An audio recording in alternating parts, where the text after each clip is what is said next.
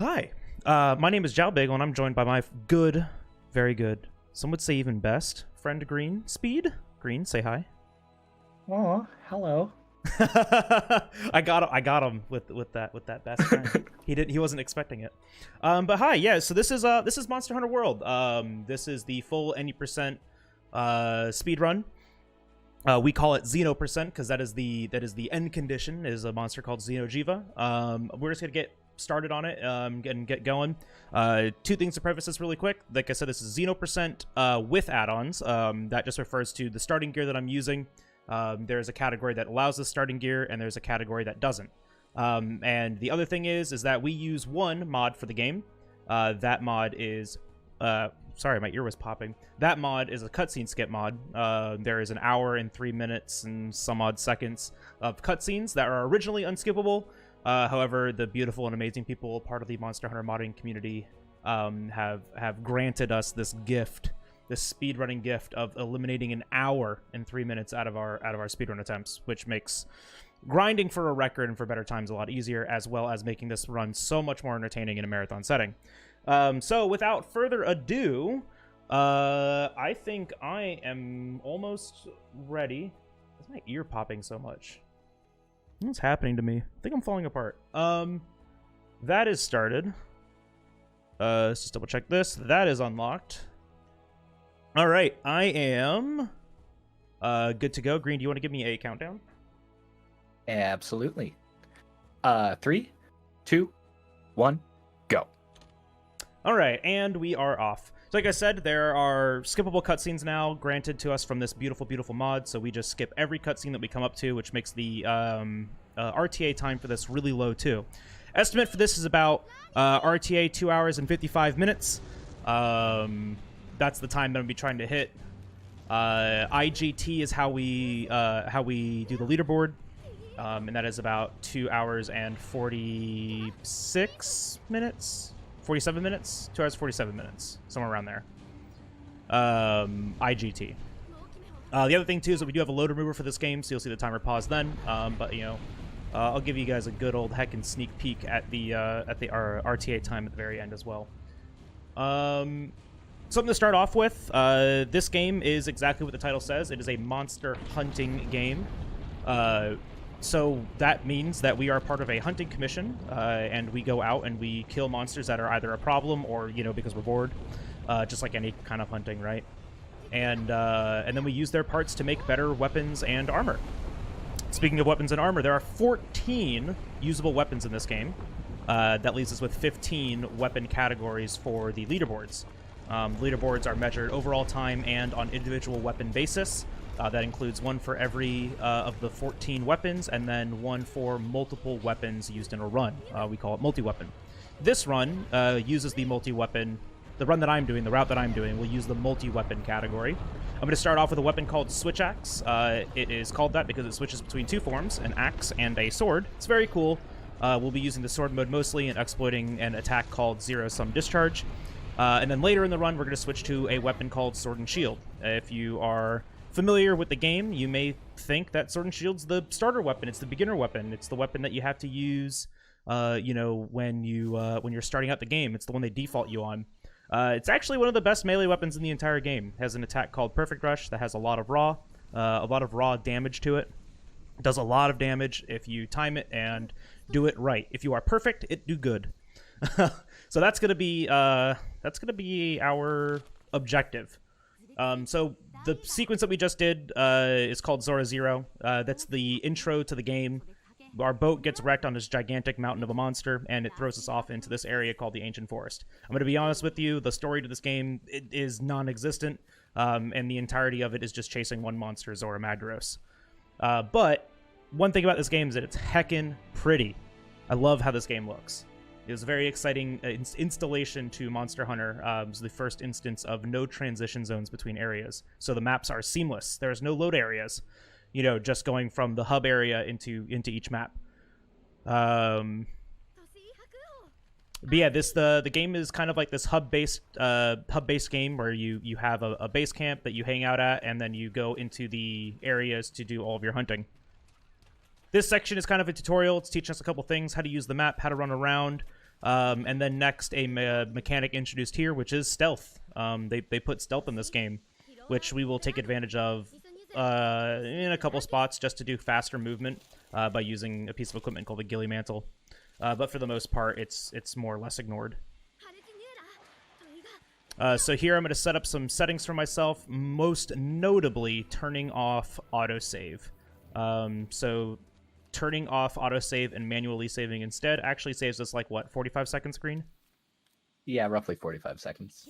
And that's at least for my saves with a M.2 SSD. It's going to be different for, everyone. And then the other settings here are just preferences. Setting up the camera and the targeting system how I like, the radial menu how I like, and then obviously turning off the head equipment so we can see our beautiful, beautiful pompadour. So this section is just following the handler around. We're learning about tracks too. This game introduced a mechanic where you can gather tracks and other markings around the map that are specific to each monster that help you gain resource points towards that monster and investigation points. And that grants you additional information while you're hunting the monster. Like its location or its current status, if it can see you or not, if it's limping away, if it's trying to run away, whatever it may be.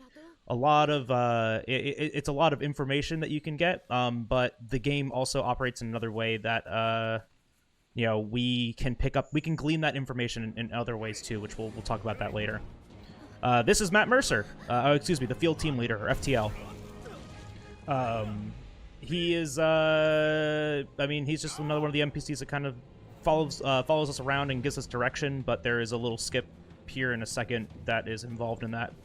But we call him Matt Mercer because he's voiced by Matt Mercer in English, but we aren't using English. We're actually using a different language. Green, do you want to talk about that real quick? Absolutely.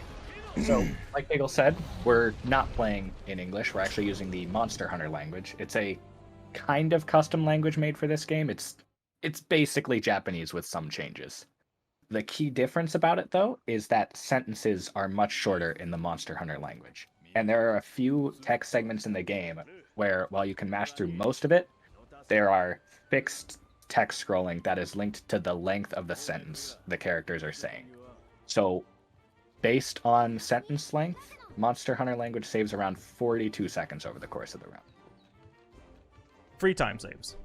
Some other languages are a little bit longer, like German actually is one of the slower languages. English is perfectly fine to speedrun with, but you lose that 42 seconds, and we're getting real sweaty with this now. The game has gotten to a really optimized location, and it's now fun. So what I'm doing here is I'm abusing this kind of escort design in the game. When you have to be escorted by an NPC, when you're in the vicinity of them, you have to walk. So we're going to try to move out of the vicinity of the field team leader of FTL as often as possible to continue to run. This section's short, but it does save, 10 seconds? Getting out of the walk range here. 10-15. Yeah. So what we're gonna do is we're gonna run to the corner of this little hallway to get out of Matt Mercer's kind of his walk distance, so we can start running again. So we can run past all of this walking scene. We call it Mercer Skip. It's really easy to mess up, but ultimately it's pretty easy to do. Instant, my guy. Thank you so much for that follow. Welcome on in. So this is an instance of the time saves from the language. Right here, this text is unskippable, and its duration is linked to the voice acting in the scene. We call these scenes. What do you call them? You have a good name for them, Green. I call them table scenes. I call them council meetings. Or council meetings are a good one. Cinematics. Yeah. But every now and then we just have a text of dialogue that we can't skip. And when it comes to normal dialogue, you may notice that it's actually in English. That's because the way mashing works in this game is that you can mash submit and cancel at the same time, or slightly staggered. The first button will clear the text on the very next frame. the second button will move to the next text box. Because it clears text in one frame, text language doesn't matter. Yep. We can more or less ignore that.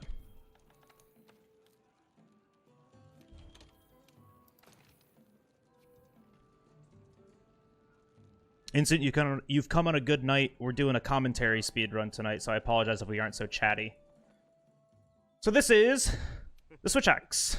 It is actually my favorite weapon, and before the DLC for this game came out, it was a bad speedrun weapon, and then the DLC for this game came out, and then it became a good speedrun weapon. So I was very happy about that.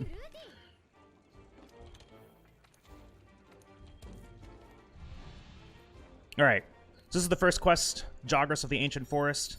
What we have to do here is slay 7 small monsters. There's 2 different categories of monsters, small monsters and large monsters. Small monsters are the little annoying ones running around. These are those little green bananas that we were hiding from earlier. We do a cool little thing here, where the way that that monster AI works, monsters have programmed behavior. So when certain conditions are met, their behavior changes. That's true for every monster, small or large. And we're going to exploit that and script that throughout the entire run. What happens here is after you slay 2 of the Jagras in the first area, the rest of them try to transition or move from the first area to the second. What we're going to do is we're going to shoot a little like slingshot ammo onto the ground called a torch pod. Makes a little fire, and they're going to run into that and be killed. So instead of having to hunt all 7, we actually only have to hunt 3. It's a really cool little optimization because while we go and hunt the last one that we need, all of the other ones are dying on the fire. So do 1 and 2, kind of move in a very specific way here so I can hit these guys, and I'm going to miss all of them. Alright, but I got my 2, so we're good. It's a little slow, but my positioning was kind of bad there. But now that I hit those 2, they're going to de-aggro from me, and they're going to run into those. And then these guys jump down.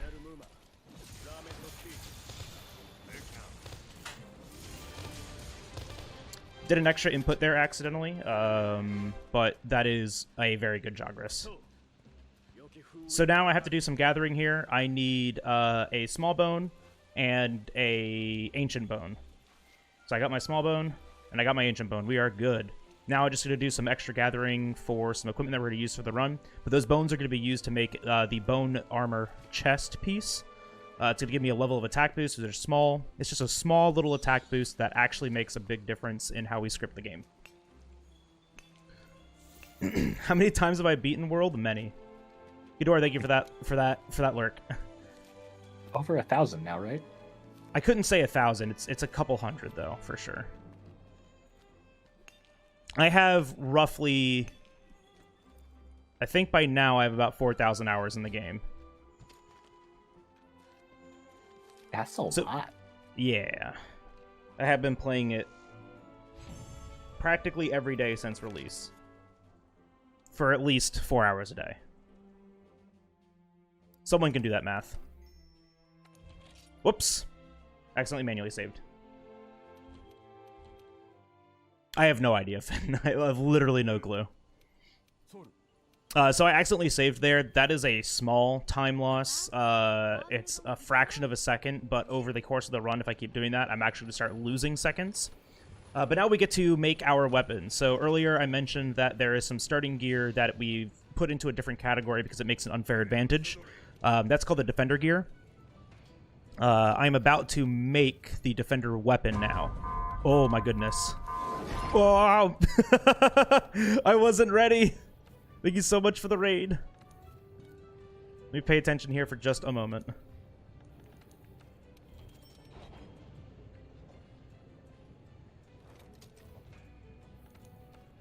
And my chest piece. Mira, thank you so much for the raid. Guys, go check out Mira. Does Monster Hunter speedruns, ILs better than me. Very knowledgeable and talented at this video game.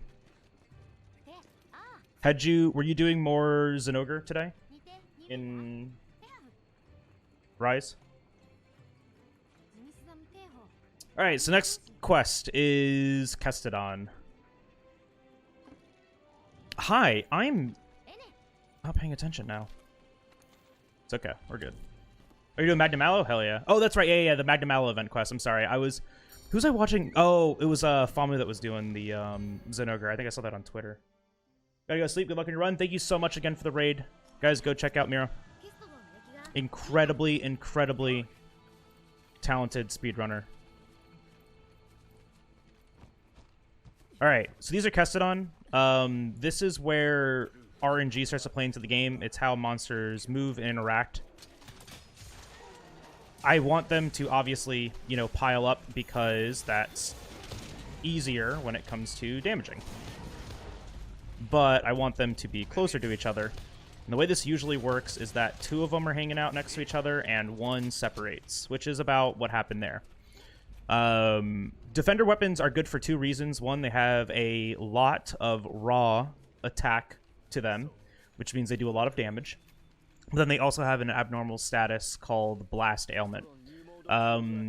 There's this whole mathematic, you know, process to figure out how often the abnormal status procs on each monster. For our purposes, it's about 1 in 3. Every third hit, we get a blast proc.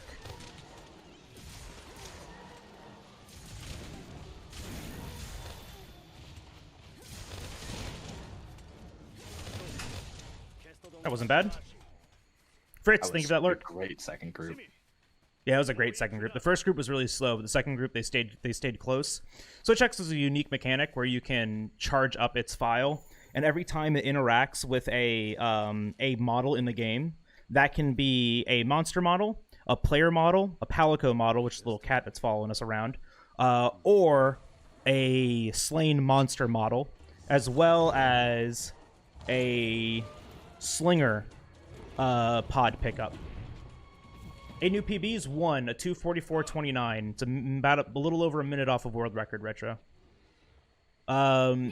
So because of that, we get this like little extra little explosion every time we have an amp state and we're using sword mode with Switch Axe. The little explosion can happen up to 3 times. It'll always happen once because it's interacting with the monster that we're hitting, and then we can get a few more procs by having interact with either the cat or other monsters in the area. Against the Kestodon there, you know, they group up like that. We just get a lot of explosions, extra explosions on multiple monsters. It makes it really nice. But this is going to be the first instance of why we use Switch Axe. It's for the attack that I mentioned earlier called Zero Sum Discharge, or ZSD. In the Iceborne expansion of this game that came out about a year after it was originally released, we got a piece of equipment called the Clutch Claw. The Clutch Claw allows us to do one thing: grab onto a monster. Now, Switch Axe, you know what, I'm just going to let action speak louder than words, right? I'm just going to let it happen. So this is the Clutch Claw, and this is CSD.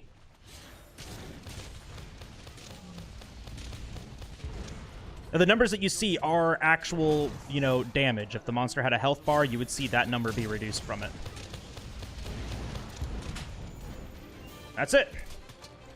So, why is ZSD good? 1, it's a lot of damage. 2, it's a lot of consistent damage. We don't have to guess where we're hitting the monster. We know it's hitting that part. And in this game, different monster parts have different hit zone values. It's what determines what kind of damage is dealt to it, how much damage is dealt to it. ZSD just goes directly into the head, so we know we always hit the head hit zone. What else am I forgetting about here, Green? So I'm about to set up the menu, now would be a good time to talk about capturing. Yeah, you can do that. So, on this and the previous quest, you probably noticed that 60-second timer that started at the end. The game puts that there so you can have time to get materials off of the monster. You don't really need those materials, so we spend that time to gather other parts. However, there are 2 ways to end a quest. There's killing the monster, like Bagel just did, which results in the 60 seconds. But you can also capture a monster, which is if you use a trap and trank bombs, which are little smoke bombs that he was gathering those sleep herbs for. While it's below 30%, it will instantly end the quest and leave you with a 20-second end timer. So that's a guaranteed 40-second time loss per quest, or time saved per quest. In addition to only having to hunt the monster down to 30% of its health instead of 0%. So we try to do that as much as possible.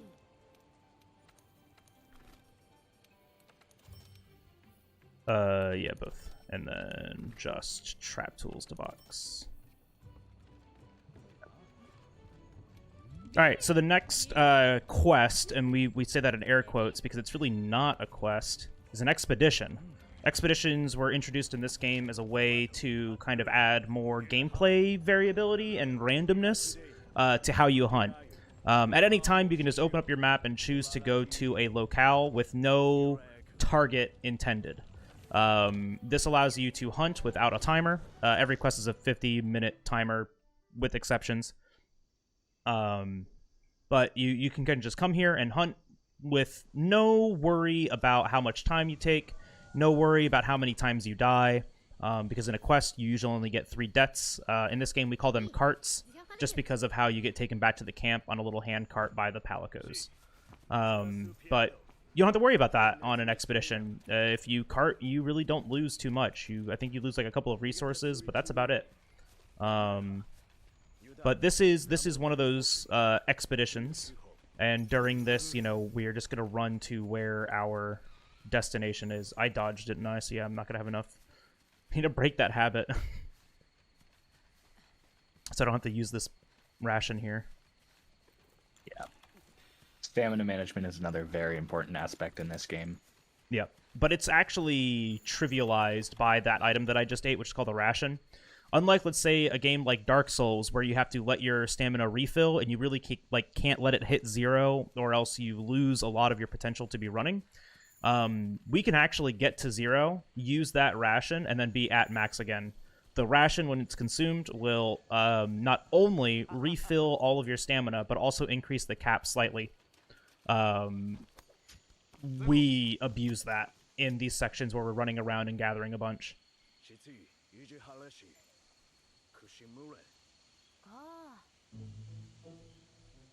So this is Kuliaku. I talked about earlier about how there's randomness in monster behavior. Every hunt, we're going to try to make things we're going to try to do things that remove that randomness. Against the last monster, Great Geographers, we dropped the big rock on him. 0 randomness now. In this one, we're going to shoot a flash pod, just like a little flashbang, right? And Kulu's going to do something really cool. Stand perfectly still. Flagger. First CSD. Sidestep. Just wait for that. That was bad AI.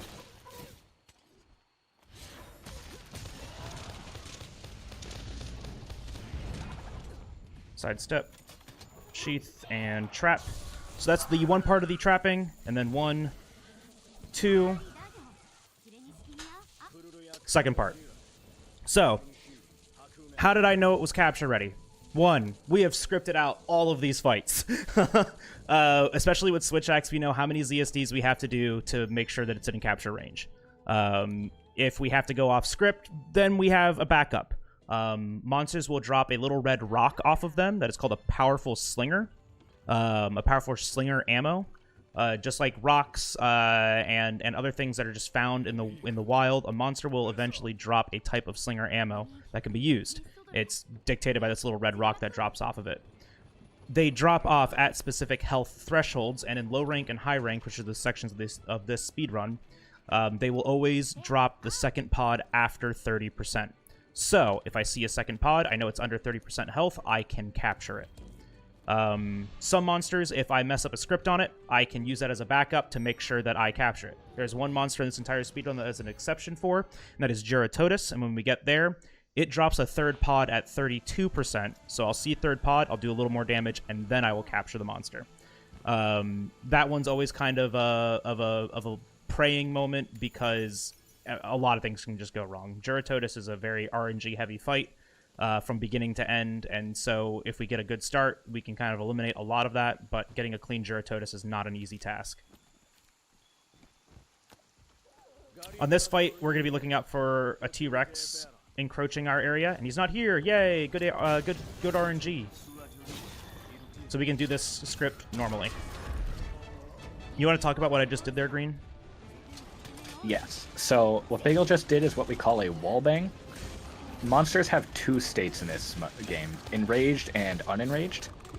So when a monster is unenraged, which is the state they're in by default, if you have slinger ammo, you can clutch onto their face and launch all of your ammo at once, and that'll cause the monster to launch forward. If the monster hits a wall, like you just saw, it'll take 2% of its health and get a knockdown. The 2% is okay. We can do much more of that just with our weapon. We really care about the knockdown. It gives us a massive opening to start our scripts.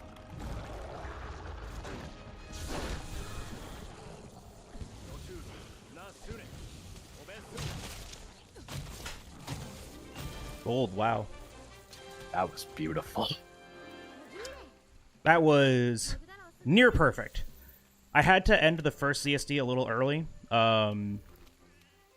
If you end a ZSD early, like make the final explosion happen sooner than what it would normally do, it deals a little less damage, but it puts us in a state on the ground where we have less landing animation, less landing lag. So we can do more faster after it. It's actually an incredibly useful piece of tech. But also, you know, we do a little less damage doing that too. I will always try to get the most out of it before ending the zero-sum discharge. What happened there is he entered a state that we call a claw stagger or a clagger a little early because of a random blast proc. So I had to end it sooner so I could extend the clagger. The clagger animation is designed in a way that when you use the clutch claw to grab onto the monster, from that point on, a new duration starts. So that's called extending the clagger animation. That is just enough time in that clagger for us to do a ZSD to get another one immediately after. So that entire fight, I did a more or less full clagger lock. For programming reasons, that cutscene is unskippable because it soft locks this quest. But this is the best kind of quest. Green, you want to tell us about the best kind of quest? Yeah. It's an escort mission, which everyone knows is the best kind of quest. So this quest is essentially an auto-scroller.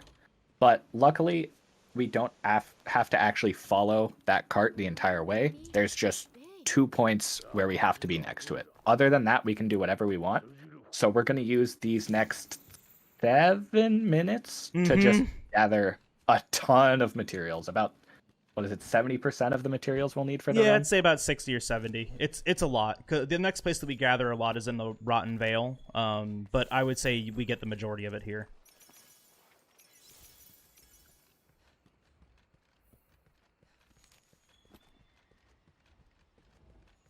I will say this. The time saves that we're seeing right now, I would say, are more or less on pace. Plus or minus about 15 seconds is on pace for this game. So much can happen. It's insane. My sum of best is 10 minutes faster than my PB right now. It's crazy. But we're gathering a bunch of random stuff here. Trust me, it all has a purpose. We don't do any extra gathering, really, except for that dung now. We've kind of routed that out, but I still grab it just as a backup in case I end up having a good fight in an area and I need to get rid of the monster that's there. The dung will make a monster immediately leave the area. But this gives us a moment to gather a lot of the parashrooms and sleepers that we need for our trank bombs, a lot of flash bugs for, you know, the next portions of the run. A lot of thunderbugs. We gather nitro shrooms and fire herbs to make barrel bombs, which are just explosives. You know, it's extra damage. And then mite seeds. Mite seeds are, I wouldn't say it's crucial, but it helps us get scripts in this game off of, you know, less ZSDs. It's really nice. they add 10 raw, right? That's how many it was? 10 raw, yeah. 10 raw for 3 minutes. And just having them, they're very easy to pick up. The ways that we do them, the areas that we grab them in are fast. Why do I only have 2? Shouldn't I have 4 right now? No. I only have 2? I'll grab that one. Oh yeah, no, I only have 4. Okay.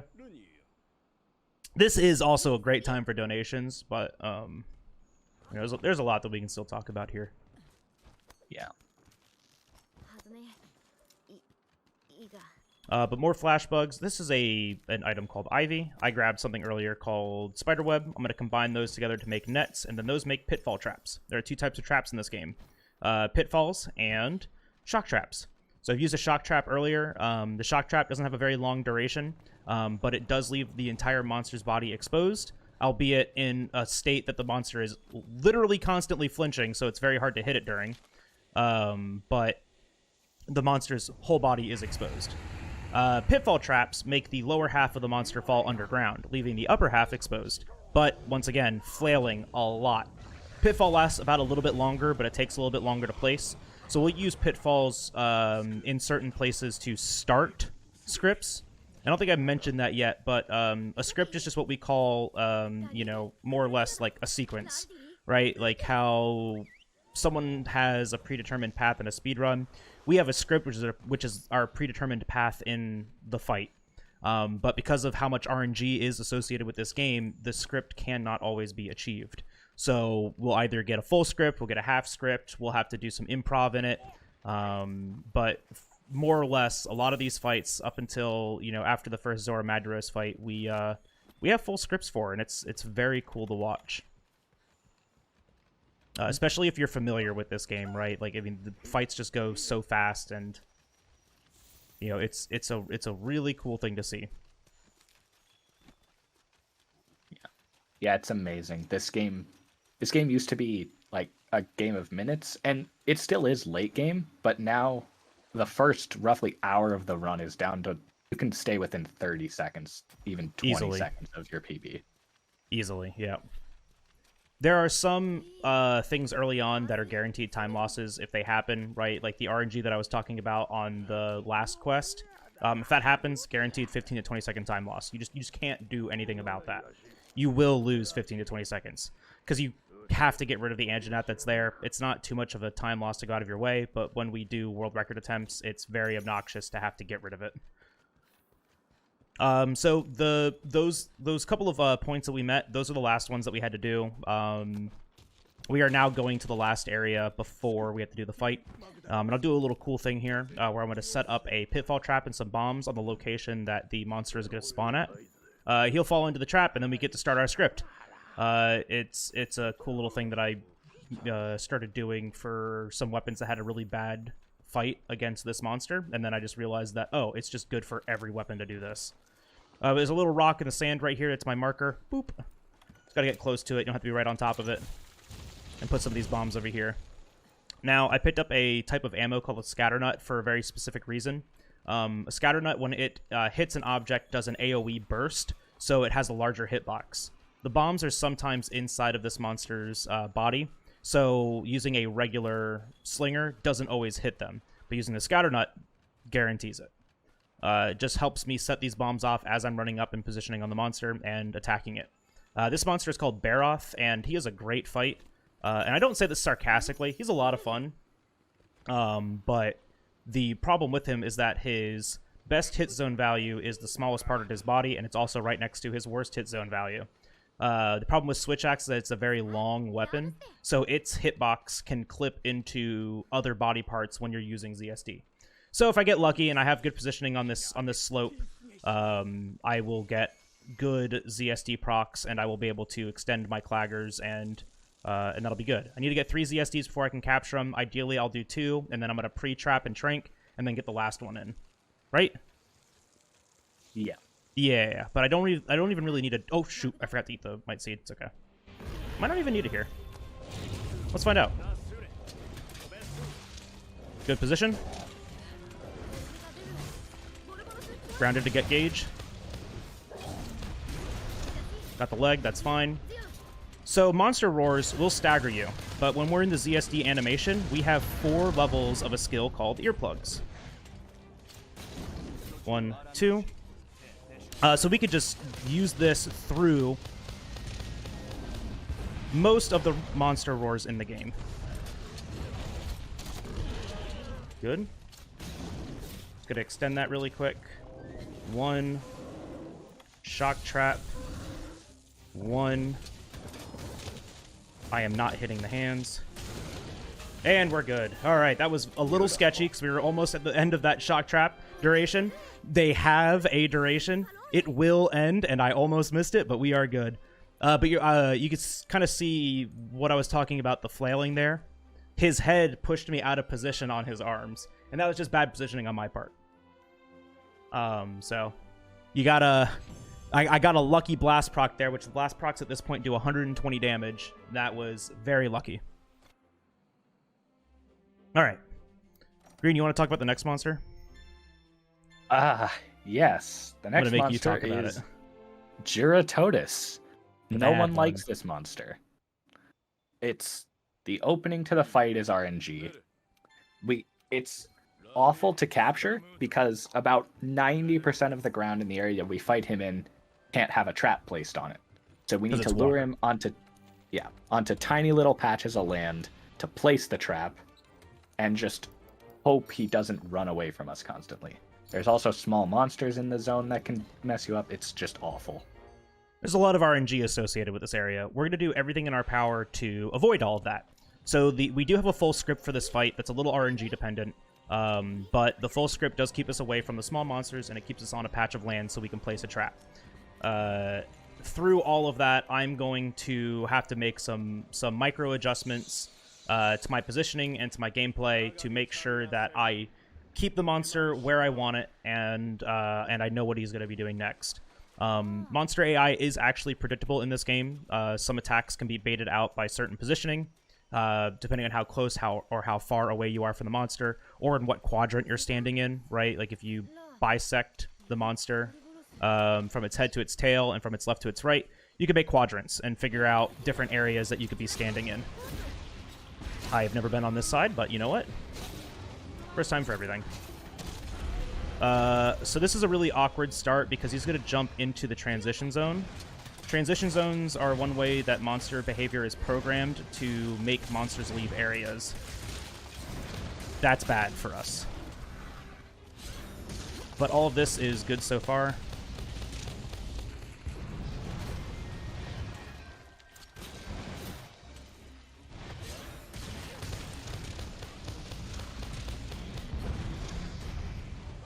Flagger. 1, 2.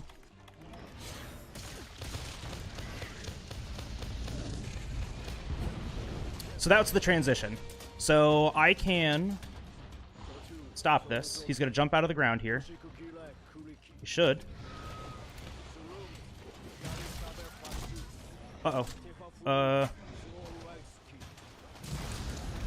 there's the KO.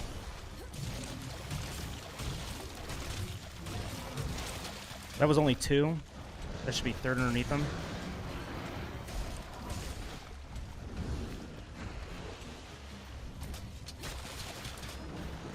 Yeah, that's unfortunate.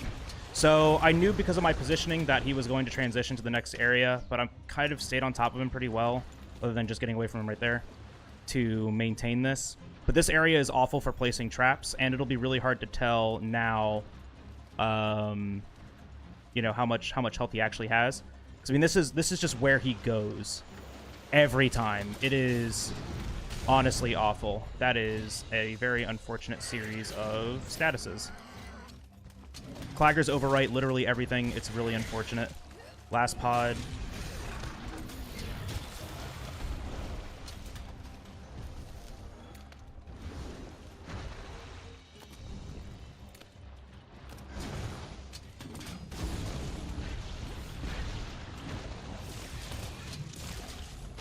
Alright, he's ready for capture.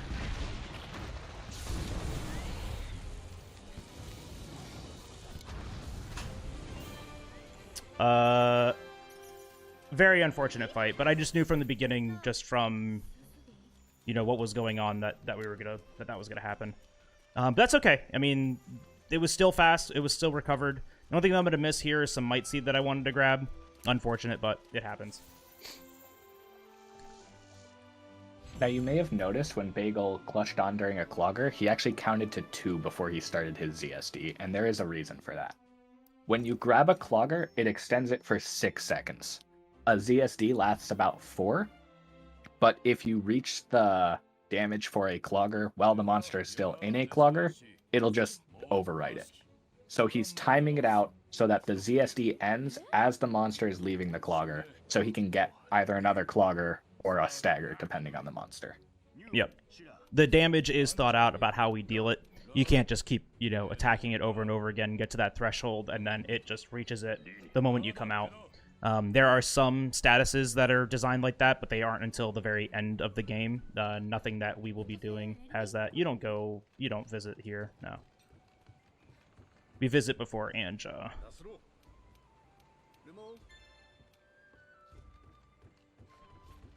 Where am I going?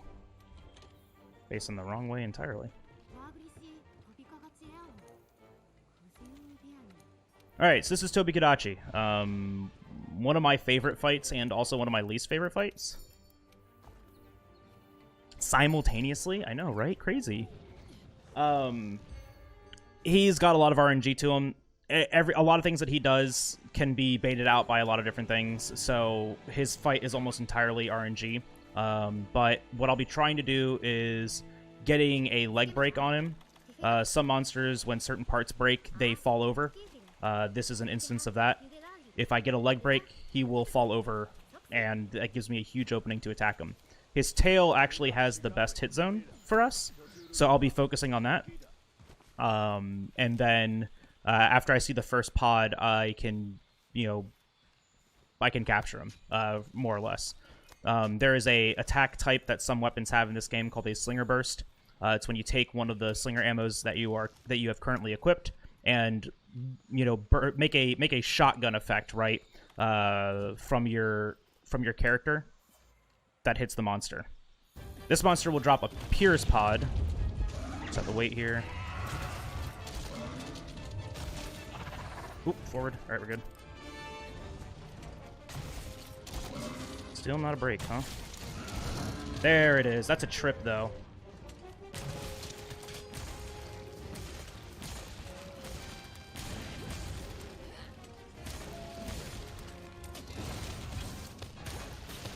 So I'm trying to time this out to this roar right here, so I can ZSD through it, and then end it immediately into... Oh, that's not a clagger. Gotta be careful.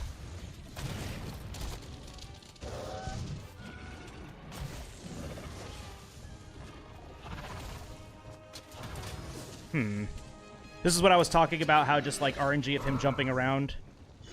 There's nothing I can do about that. I don't know. I think I overwrote the first clagger. Oh, come on, hit him. Oh my gosh.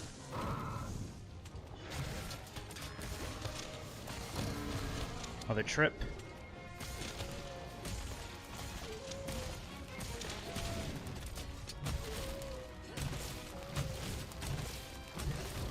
And that's cap ready. Backflip gives me a good opening to do this. Another small... Voice did a thing. Another small time loss, but we are good, more or less.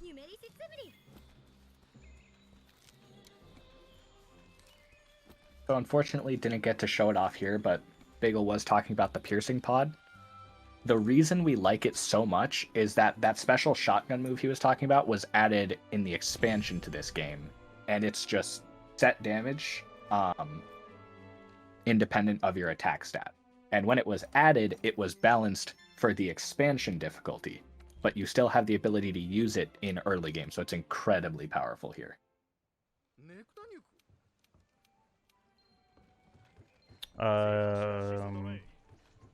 Pouch and box. Or no, just pouch. That's right. Yep. All three of these. Alright. A quick restock at the shop there.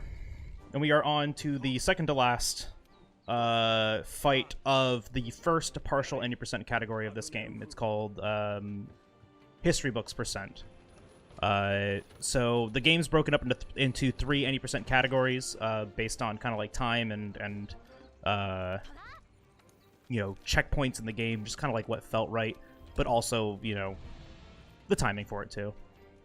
Green, I'm gonna let you talk about that because I'm gonna focus on setting up here, right? Absolutely. So when this game first came out and we didn't have cutscene skip, it took 4 hours, and there wasn't enough people interested in running a 4-hour game. So we split it up into partial categories. And it just so happens that that large monster we were running on top of at the beginning has 2 major story checkpoints, one about an hour into the game and one a little less than 2 hours in. So that actually timed out very well to have partial categories for it.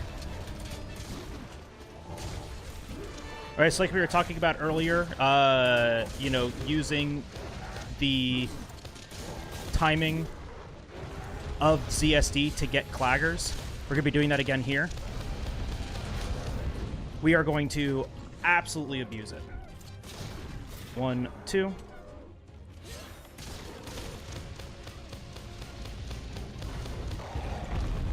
Uh-oh, he did something that I wasn't prepared for.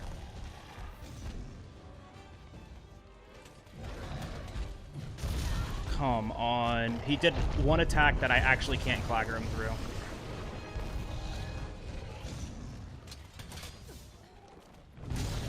Yeah. 1, 2. So I'm going to miss this by 1. Oh, and once again, the weapon clipping into parts of the body that we just don't want it to.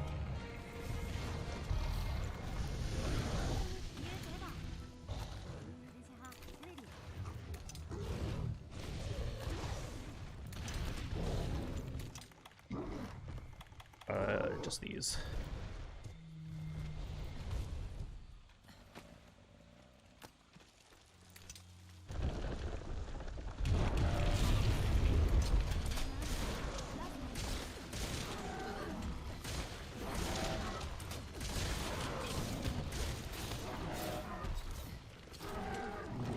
So right there, Bagel was abusing a status called Sleep, which, as you saw, puts the monster to sleep. And the nice thing about Sleep is that, A, it's a very long knockdown, but B, it gives us the next hit that hits the monster will deal double damage. So that wouldn't only deal 5% of its health, it did 10% there, and gave us that nice knockdown for extra damage. Yeah, unfortunately I missed 1 ZSD, so I couldn't do the whole script the right way, but we did get a still really good Anjanat time. 3 seconds slow is really good.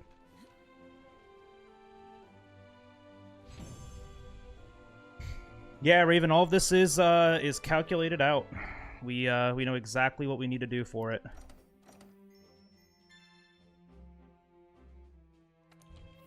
I could have gone for a pre-trap there. Maybe I should just do that, honestly. I'll just do it every time. Heck it. No, not in a marathon setting. But normally, so statuses have priorities in this game. And an environmental trap like the rock knockdown has the highest priority. So what we can actually do is put a shock trap in the position where the monster is going to fall and pre-trank the monster as we drop the rock. So what happens is that he, if he is in capture threshold range, when he comes out of the rock drop animation, he will fall into the trap and instantly be captured. Fastest way that can be done. So that would have been the ideal circumstance. I wanted to play it a little bit safe there because this route that we use gathers 0 extra anything. We have more or less exactly what we need. Outside of shock traps a little bit later, but right now we have exactly what we need to finish the run.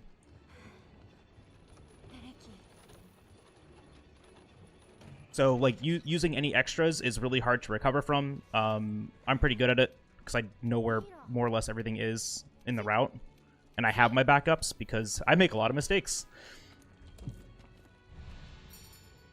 And knowing how to recover from that is good sometimes. But if we do everything right, we shouldn't have to do that. So this is Zora 1. Zora 1 is think of it like a siege. There's 2 phases to it. This is the first phase, where we are on this ledge and we need to attack it. This fight is 100% scripted. Zora will always do the exact same thing every single time, and how we interact with him will change how long it takes. We're going to try to do everything in a way that is as fast as possible. Right now, we're doing a thing called Early Binder. That ballista that I just shot is called a Binder Ballista.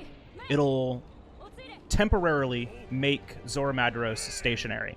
The problem about Phase 1 is that you have to use a binder during Phase 1. So we want to use a binder that has the shortest stationary animation possible. When Zora is further away from the barrier, the binder actually has a shorter duration. It's you know, weaker, I guess is the way you can put it. If we don't shoot it, the NPCs will do it. When Zora gets to the barrier, they'll also tell us to do it. Having the NPCs do it is really slow. Us doing it when Zora gets to the barrier is really slow. So we do it early like that, and it's really fast. I'm shooting these birds here because they can be kind of annoying and hit you while you're trying to set up cannonballs. We don't want to do that. So Zora's going to do 2 things in Phase 1. He's going to walk over here, and he's going to want to destroy this cannon by doing a hand slam against it. And then later he's going to walk over there and then shoot a fireball at one of the ballistas up on the ledge. We don't want him to do either of those things. Actually, we do. We want him to start doing those things, and then we're going to use the cannons here to stagger him out of those animations so he goes to the next one. He has to do those 2 attacks to transition to the next area. So we're going to be using the cannons to interrupt those animations so he progresses fast, because the animations take a very long time. I have, for the first cannon here, kind of a bad cue for it. It's more of a feeling that I get. You know, it's kind of, gotta kind of like feel this big step that he does.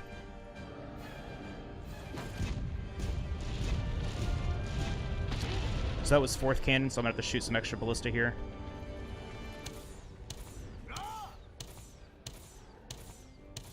I want to get that on the 3rd cannonball, the flinch, but if it happens sooner, it happens sooner. It just means I mistimed it. That time I think I did it a little too early, but c'est la vie. So the next cannon, he's going to go to shoot a fireball, and we're going to stop that animation as it starts as well. I put on the ghillie mantle here because now there are 4 of these flying wing drakes that want to be annoying. So at least while I'm standing on this cannon, they can't bother me, but then after that, they're going to be obnoxious. There are ways to lose time in this. I've done it the first one, having to shoot the ballista and getting the stagger on the 4th cannon consistently loses me time, but there is a faster, a better and faster way to do it, probably. Just haven't figured it out yet. So that's the stagger here. Now I need to do some with the ballista. I'm going to break his chest, and then I'm going to stagger him after that animation.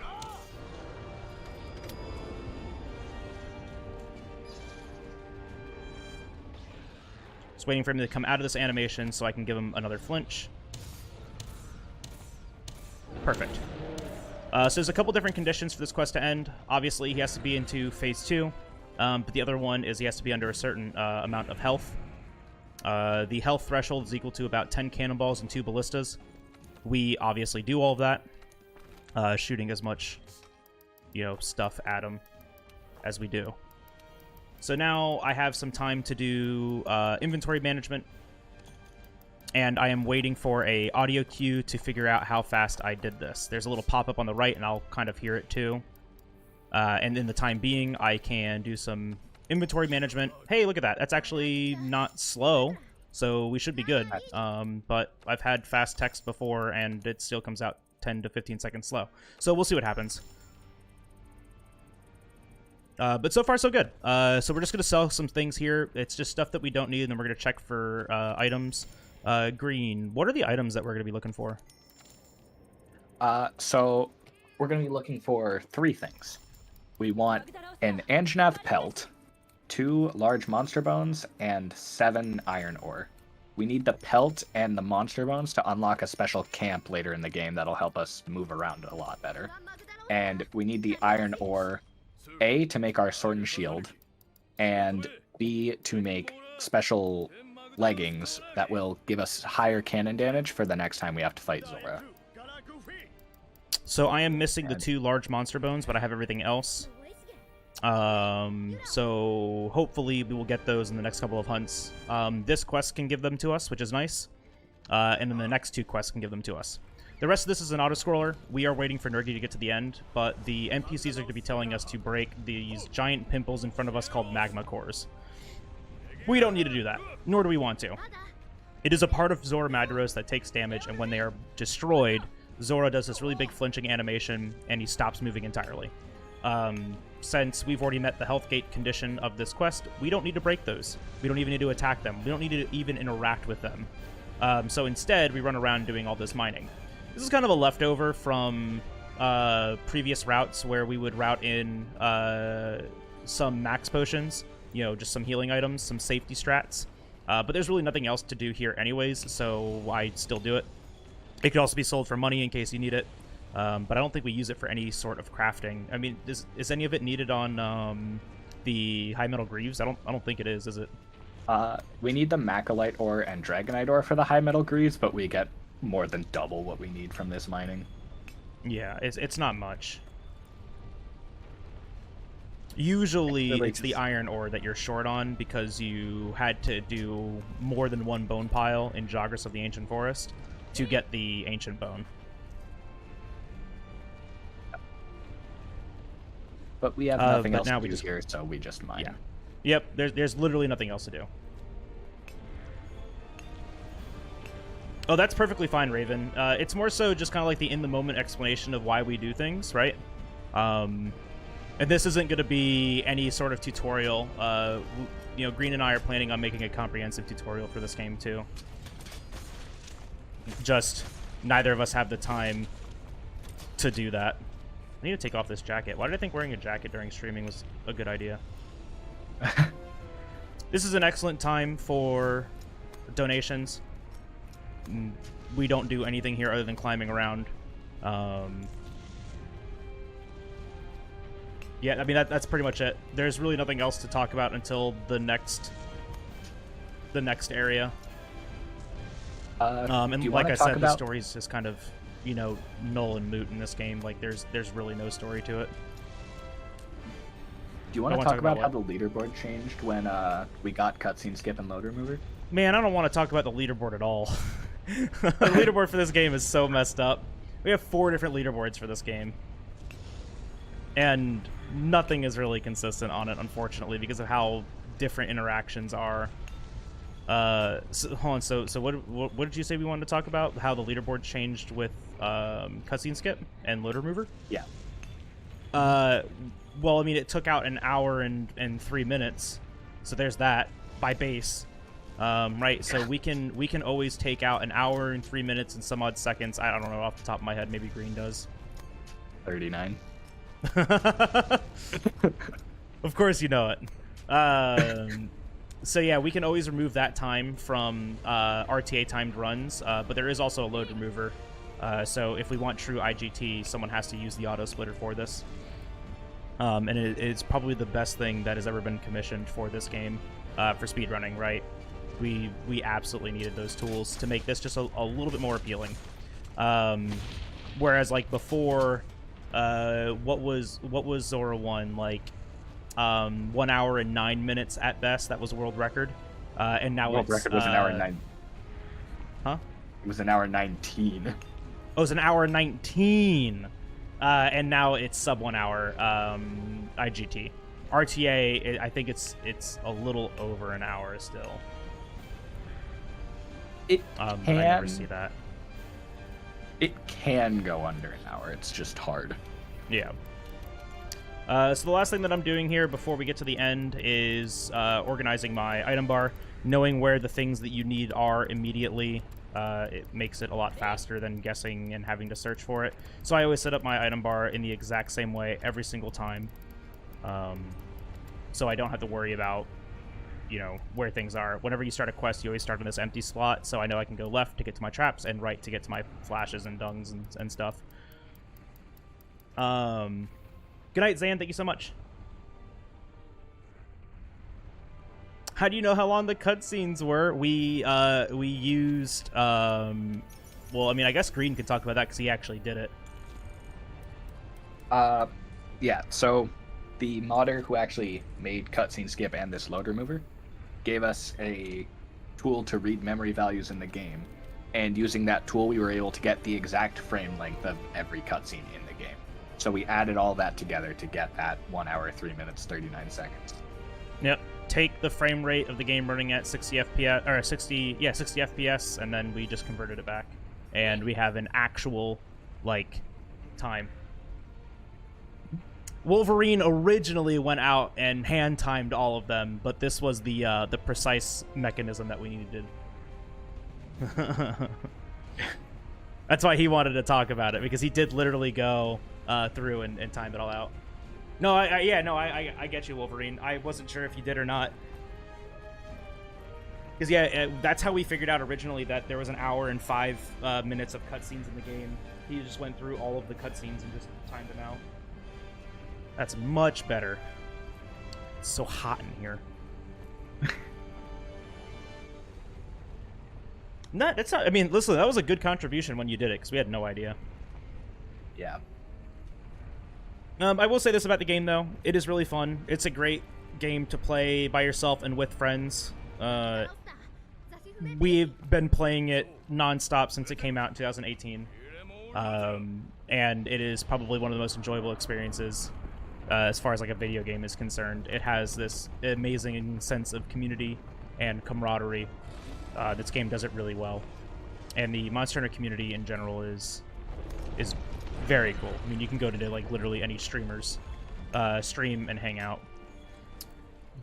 So the thing that I'm going to be doing here is what I call Nergigante Quick Kill. What's a Nergigante? It's an angry hedgehog. He's the flagship monster of this game. So what's going to happen here is I'm going to fall off of Zora Madros, oh no, and warp to his back. This always puts us in the same spot, and it's a setup to place these bombs. Right next to this rock that I think looks like a little pile of poop, I put these bombs, and Nergigante will spawn right on top of it. So, to end the quest, we have to deal a certain amount of damage to Nergi. That is equal to 2 large barrel bombs and 3 small barrel bombs. So, I am going to dodge this roll, dodge this roar, and place 3 bombs. And that's going to end the quest.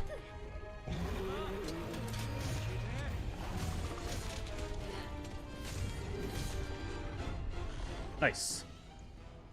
So now I'm going to be looking for these large bones. I only got 1, so I need 1 more.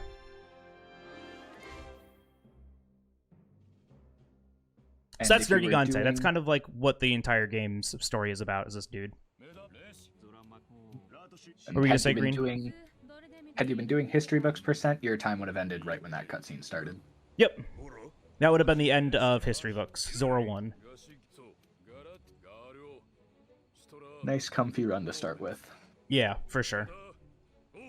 A lot of people, you know, look at a speedrun and they go, like, I have to speedrun the whole thing. And this game is really nice to take it in parts because there's a lot of learning, you know, with the game as you play.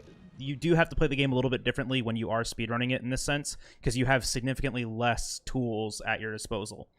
The nice thing about this category, though, is that we will always have the same weapon, and we will always have the same armor. And this armor, part of the other reason why it's not allowed is, 1, because it has the defense of an end-game gear for the portion of the game that we are playing. It is insane how much defense this has. On top of that, it has 2 skills called Health Boost and Divine Blessing that are incredibly comfy defensive skills. So you really don't have to worry about dying too much in this game unless you are playing either A, incredibly aggressively, or B, you just get unlucky. Health Boost obviously increases the maximum health that you have when you are out in the hunt. And the Divine Blessing has a chance to proc, and when it does, it will reduce the amount of damage that you took by a considerable amount. A one-shot can turn into you living with half health. It is really neat. So in this section of the game, we are being introduced to the other half of the game, right? This is still the low-rank portion. The game split up into 3 parts now with the DLC. It's low-rank, high-rank, and master-rank. This run, will only go to the end of high-rank. The whole game, the DLC percent, category goes to the end of master rank, and that takes about 9 hours with cutscene skip mod. Before I was running that and it was taking 12, 10 to 11 hours realistically. So we get to go look at the first new area here. This is the Coral Highlands, one of my favorite areas aesthetically. Yo, Fumetto. One of my favorite areas aesthetically. This is another kind of expedition. We have to do two things here. To spot a Zitsi Yaku and unlock a camp. So while we're doing all that, we're going to take the time to do some gathering between here and there. Now, I mentioned that this is a category called with add-ons. There is a category for no add-ons, and I do run that. Often I submit a category incentive, a donation incentive to do no add-ons. What that does is that we don't get this defender weapon, which we have guaranteed upgrades for from every assigned quest. The assigned quests give us the materials that we need to upgrade this weapon. And then we don't get this armor, which is, like I was mentioning, really comfy and really safe, and you don't have to worry about taking damage too much. So not only do we have the best weapon in the game for damage, but we also have the best armor in the game for defense for literally no cost. So we made a separate category for it. In no add-ons, I'd be doing a lot more gathering here. I'd be doing bone piles and mining nodes, trying to get more bone material and more metal material to make consistent upgrades, and then checking at certain intervals in the game for weapon upgrades and for armor upgrades. Armor upgrades are kind of RNG. Oh my gosh. Twaz, thank you so much for the raid, my guy. We are doing a commentary speedrun tonight. If you guys don't know me, my name is Jal Bagel, and I speedrun this game. This is a commentary speedrun, so I apologize if I'm not too chatty. But Twaz, how was your stream? I hope you had a great time. Another amazing and beautiful Monster Hunter streamer, absolutely addicted to this game as well. So, like I was saying, the no add-ons category, we have maybe a third of the health, maybe a fifth of the damage. It's unfortunate. Boo Latte, thank you so much for that follow, and Epsilon, thank you so much for that follow. Yeah, no problem, Twaz. Go do what you gotta do. Alright, so this is Paolumu. Paolumu is kind of an RNG-heavy run. Do you want to explain this one, Green? Yeah. So, you've seen earlier that we try to consistently clogger lock monsters. Paolumu can't necessarily be clogger locked unless you get lucky with blast procs. After the first clogger, it'll just do a head flail, which isn't a big enough opening to get another ZSD in. So a lot of the time, what runners will do is we'll start the fight with a wallbang, do a ZSD through the roar to get a clogger, do a ZSD on that clogger, and get a head flail. Then we have to put down a pitfall trap and hope we get good enough RNG that the monster runs into it quickly so we can get 3 more ZSDs in? 2.5. 2.5. Yeah. Well, no, excuse me, 1.5. I do a half and then I do a full. And so it's 4.5 to end it, because you start 4.5 or 3.5? 4.5. 1, 2, 3.5. I don't know how to count. Anyways, you'll see. A ZSD, zero-sum discharge. It's the Switch Axe's kind of cool, explosive thing. I'm Paz, and also One Mediocre Gamer. Thank you so much for those follows. Like I said, this is we're doing a commentary speedrun. This could be my submission for AGDQ, and I mean, so far it's been a really good run. Like, this is like world record attempt pace, because I have a lot of time save later in the game, and I got it in my last run and then threw it away at Teostra, but yeah, we were already like 4 or 5 minutes down. Yeah, This one's going really well. I wasn't looking at the timer, especially after that fish, and then I look back and I'm like, wait, you're only 30 seconds down. Oh my god. Yep, I really got it back.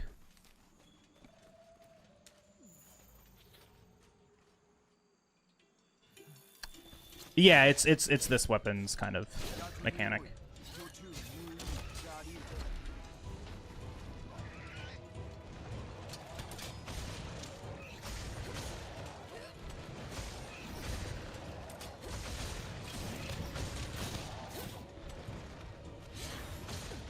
Here's first CSD through the roar.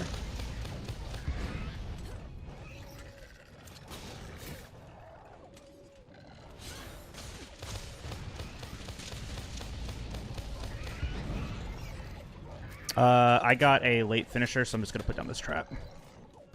Yeah. And I got Runny's cool. Like, literally the worst RNG there, because he goes way too fast. So I'm going to end this early.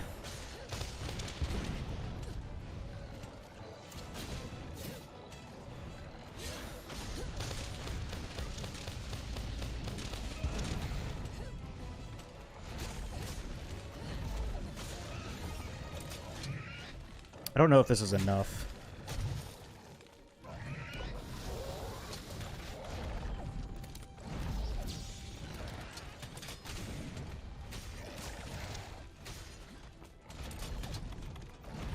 I'm gonna do a pre-trap here. I just don't remember.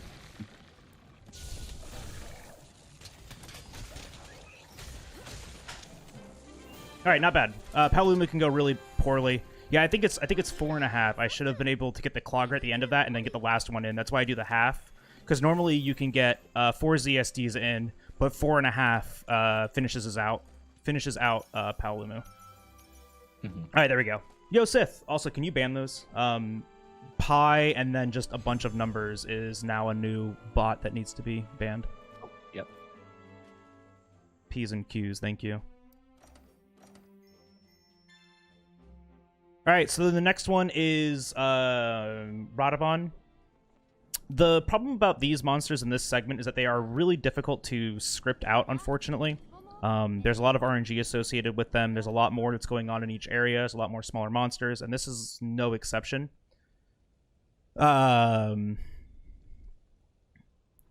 There is a full lock on this, and it can be dropped for a lot of just very unknown, dumb, different reasons. So hopefully I get lucky,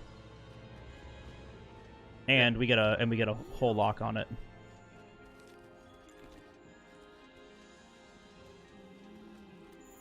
Like I said earlier, all of our gathering, there is no extra gathering. Like, we are gathering exactly what we need for this run.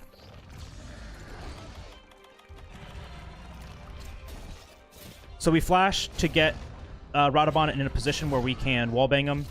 You can still be hit while you're doing that. We've just always done these in animations where we are safe.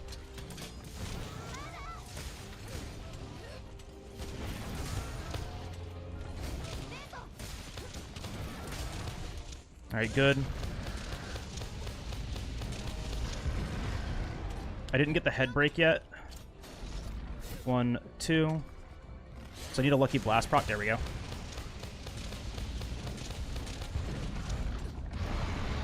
If I am lucky, I can get this Clogger still. Just didn't get it, so that means I overrode it. So what I'm going to do here is flash. This is kind of a backup.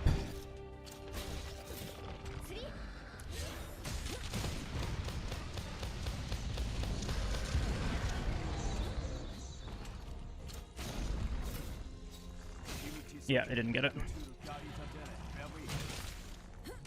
Yeah, that's an unfortunate thing that can happen sometimes. You can sometimes lose the state that lets you ZSD as you're about to start it. Yeah.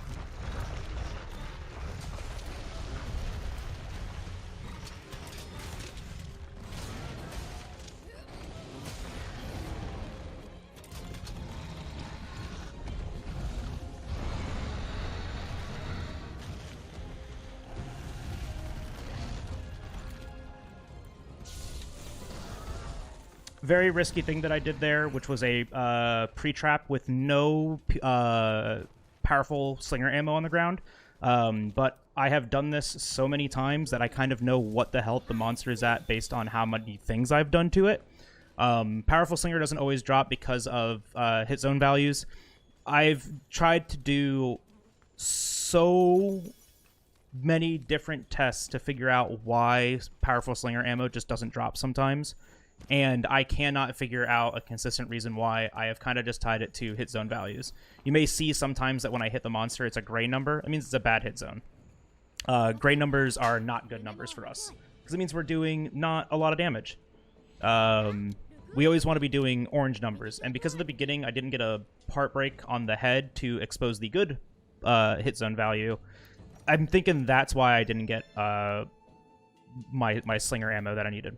I did get the other large bones that I need, so we are good on large bones. So now we can just kind of like focus on murdering the next thing. Yo, thank you, Twaz. Hate to raid and dash. No, do what you gotta do. Yeah, no, go sleep, go relax, go do what you gotta do. I appreciate you nonetheless, Twaz. You did remember to bite a box on Lumu this time. Yes, I did. Yeah, I did. So we're good now.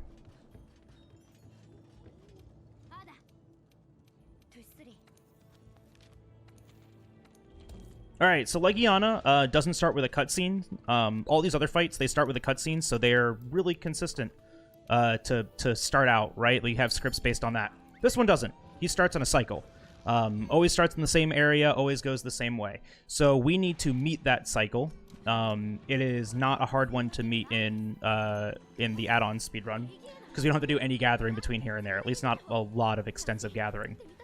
But we're just going to try to get to the area and get set up in that area before he gets there so we can start our script. It has an opener, but then after that, there really is no script to this fight. Legiana's Roar, we can't ZSD through, so we can't really full script it because of that. So we're going to take advantage of some other things instead. More notably, tripping. Like I was saying earlier, different monster parts have different hit zone values. They also have different thresholds for different statuses. Your legs have the status to be tripped. Who knew? So when enough damage is dealt to the legs, the monster just falls over. Similarly, when enough damage is dealt to the head, the monster falls over too. We call that a head topple versus a trip. They are different statuses, so they can be built up differently and chained together, and in some cases we do that. Odagarin I'll do that on. But for this fight, Legiana has a stagger and a clagger on her head, and then a topple on her legs, which is her trip.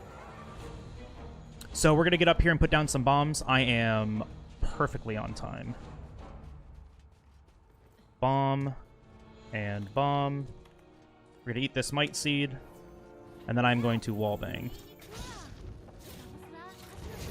You may notice he clutched on very early there. That's because Legiana was in an animation where he could guarantee a wallbang.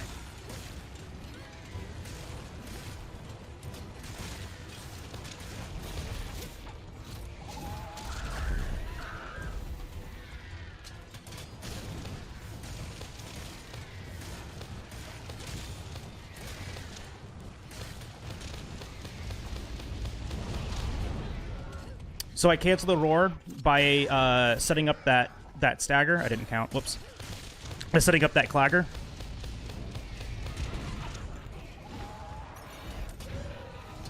Did I get hit by that? Nope, you're good. So I'm just making sure that it's not in an animation that I can't flash it out of, and it did a lot of stuff there. We want it up in the air to flash it. When you flash a flying monster out of the air, it just falls to the ground. And I'm getting really bad luck with flying right now because it's literally just running back and forth and flying back and forth. That's just really bad luck.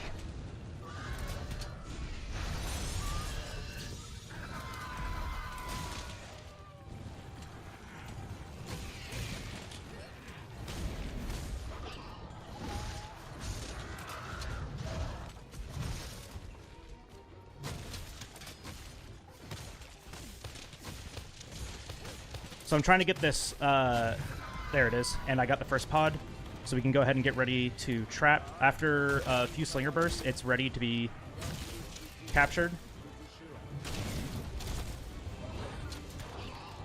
And then just out of safety, we flash here.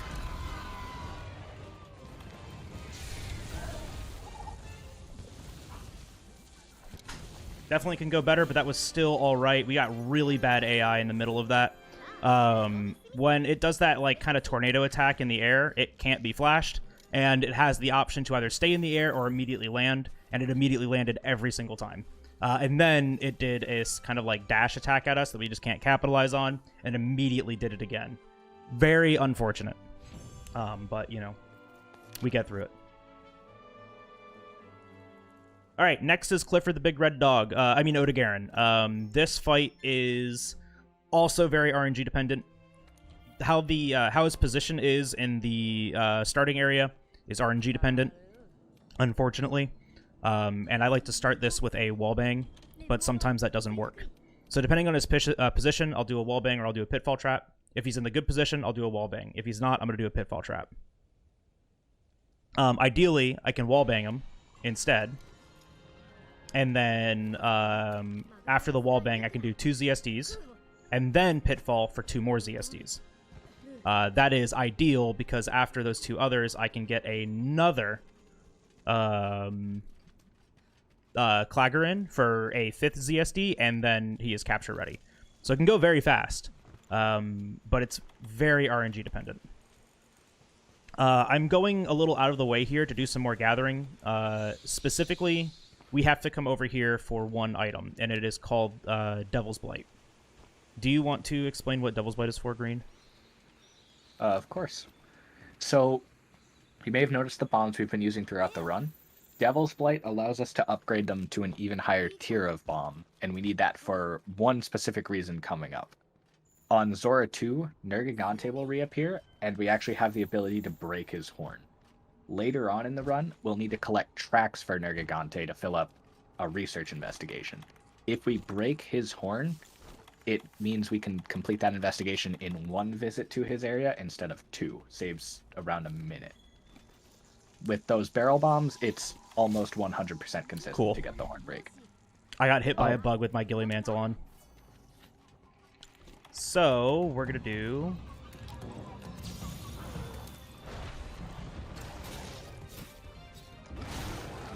It's a little bit different. This doesn't work. I'm on the fake wall. I'm on a real wall! Let's go! That wall with the hole in it, right to Babel's right, for whatever reason, just doesn't count as a wall for a wallbang. Should I get a roar here? Oh no, I'm gonna get a head flail here. That's the roar for the Clagger. 1, 2.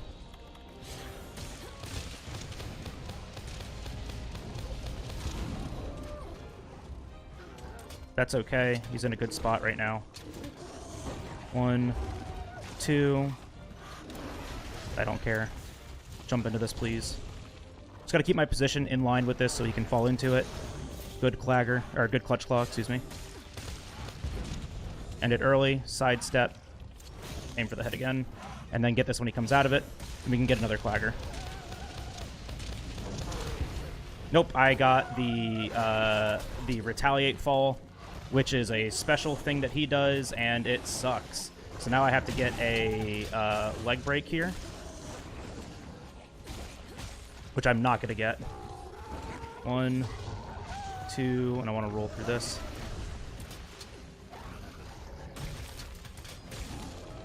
Flagger. I'm going to grab that to extend it and aim for his head. 1, 2, 3. Bonk.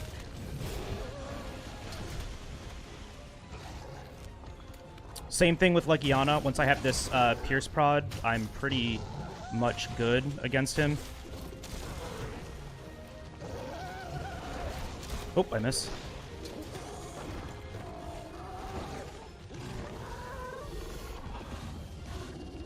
Hello? Why am I still on Trank Bombs? That's unfortunate.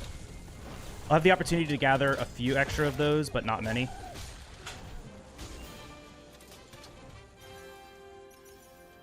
Yeah. Okay, so I don't have my backup anymore because my radial menu just didn't move. Interesting. Sometimes this game eats inputs when you're in specific animations, or when you just do an input too close to another, it just gobbles it up. That's one of those instances. It's unfortunate.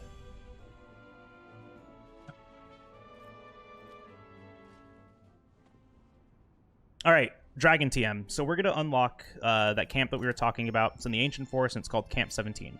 Now, we could do the speedrun without it. It just loses us, like, what, 30 to 45 seconds? It's sometimes RNG. More. Yeah. This fight, without the camp, this fight either loses a minute or saves 20 seconds, depending on which path he takes. Oh, I'm saying, no. I don't do that, right? I'm just saying 17 less. I still return, even if I don't have 17.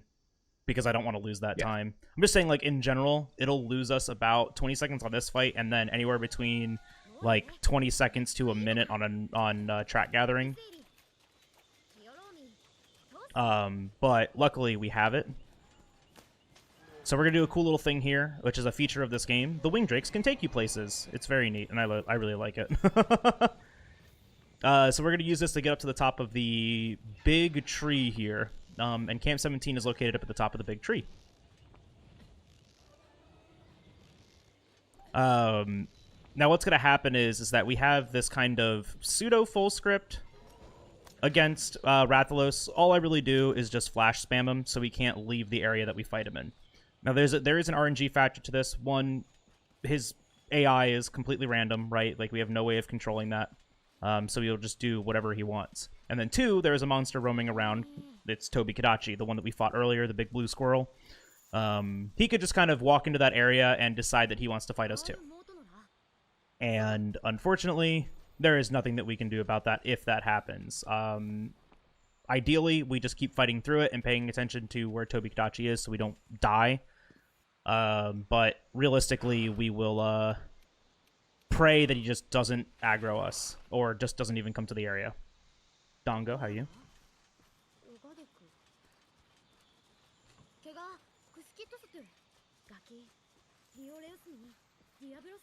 So, this is Camp 17. We have to run into the area to unlock it. And then we can return. And then now I can unlock that, and we'll have the ability to come here when we go on quests or investigations. Or expeditions, or whatever you want to call it.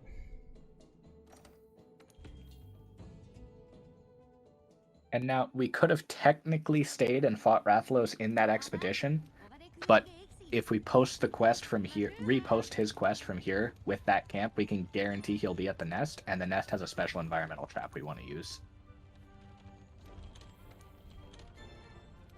Like we were talking about, it does 5% of their health, then also leaves them in a really long knockdown animation that we can take advantage of. This is also just the safest way to do this.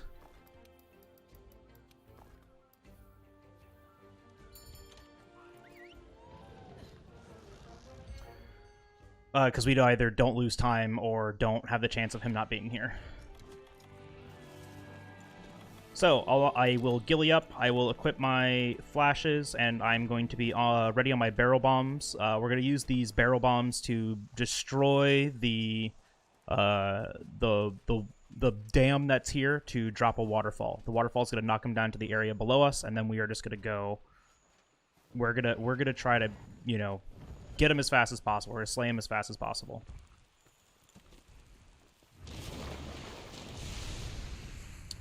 So we just need to get down here before the water catches us, because then we don't have as much time to take advantage of this.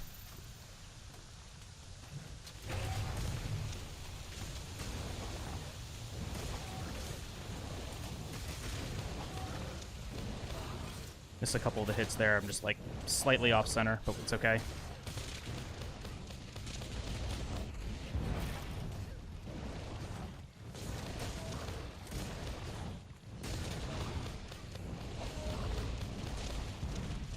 Good, and then I double dodge here, morph, and Slinger Burst this Flash Pod, and then Clutch Claw immediately back on and pray for good RNG. I didn't get it. I did get it, let's go! That attack's hitbox is really weird. Sometimes it hits you, sometimes it doesn't.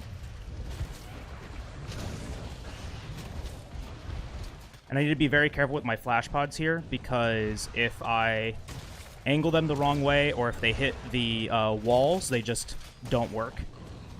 The Flash Pod does have to be positioned in front of the monster's eyes. It's a very, you know, interesting decision they made. And I kind of have to, like, look out for the animation to be over each time before I use the next one.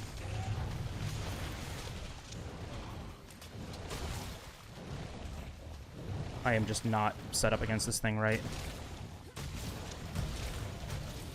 So that's first pod. And you can tell, too, because I have to do the flash pod spam here, I don't want to be using the ZSD too often because I'm not in the position to flash. We're gonna go ahead and cap that here. Oh my gosh, come on.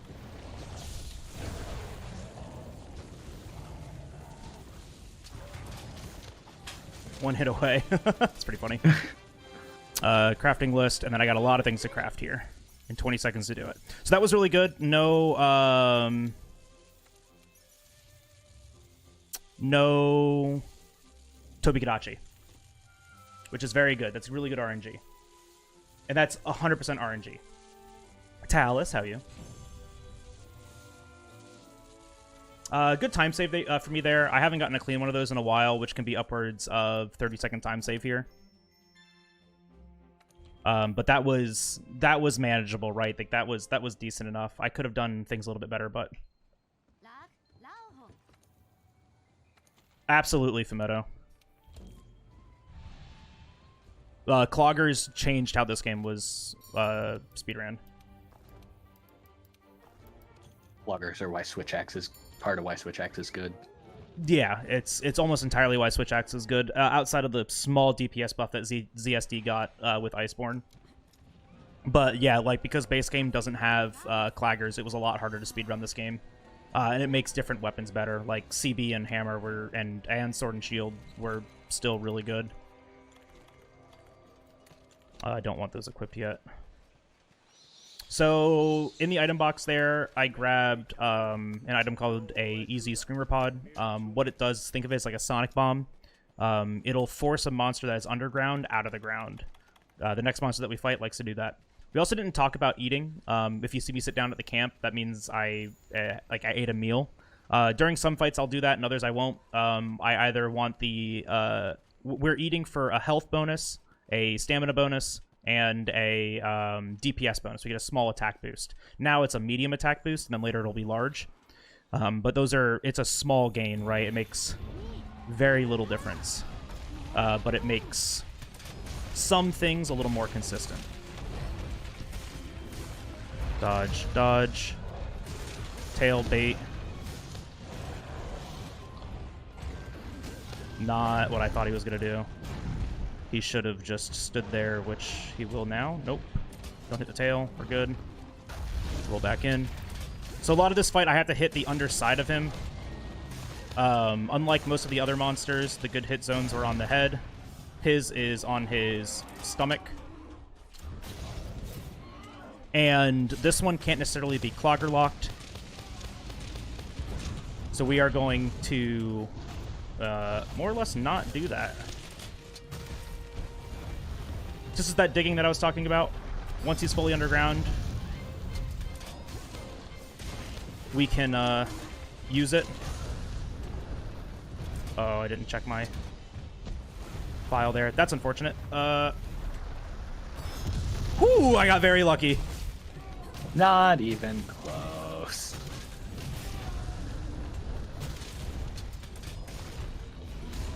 One, two. No. No running for you. Dodging that roar is so hard. Alright, so I am going to extend this clagger still.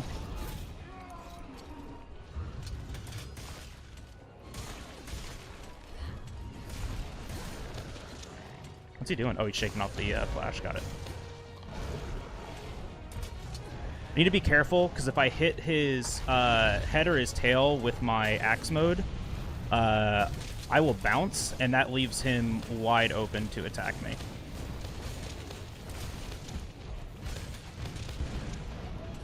One, two. And good, that body, like, faded away as I needed it to.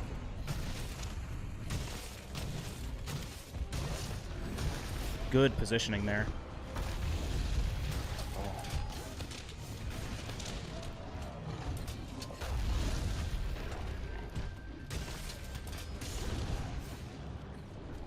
Damn, couldn't get it. Just grab the leg here and drop it.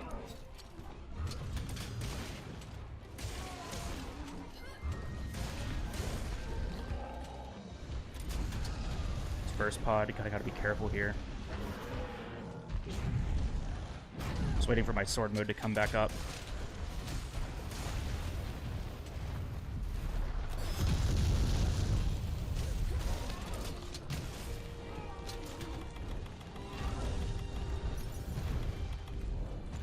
Don't dig. Alright, we're good. Not bad. Not bad. I didn't have amp state for some of the cloggers, so we did that a little bit slower, but 10 seconds slow is not too shabby. Like I said, we're only 15 seconds off of pace right now. This is more or less on pace. But yeah, Fumetto, that's actually why I want to do a run in the Iceborne community mod, since it takes out a lot of the things that make this game kind of weirdly balanced. That's why I want to try that.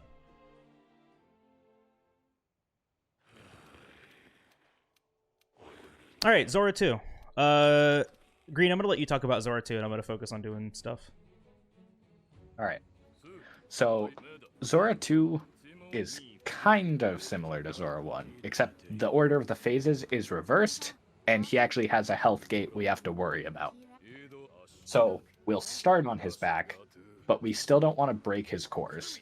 Instead, we're going to damage them just enough so that they don't break, but so we can still get enough damage, because we need to do 75% of his health instead of the probably, what, 5% on Zora 1?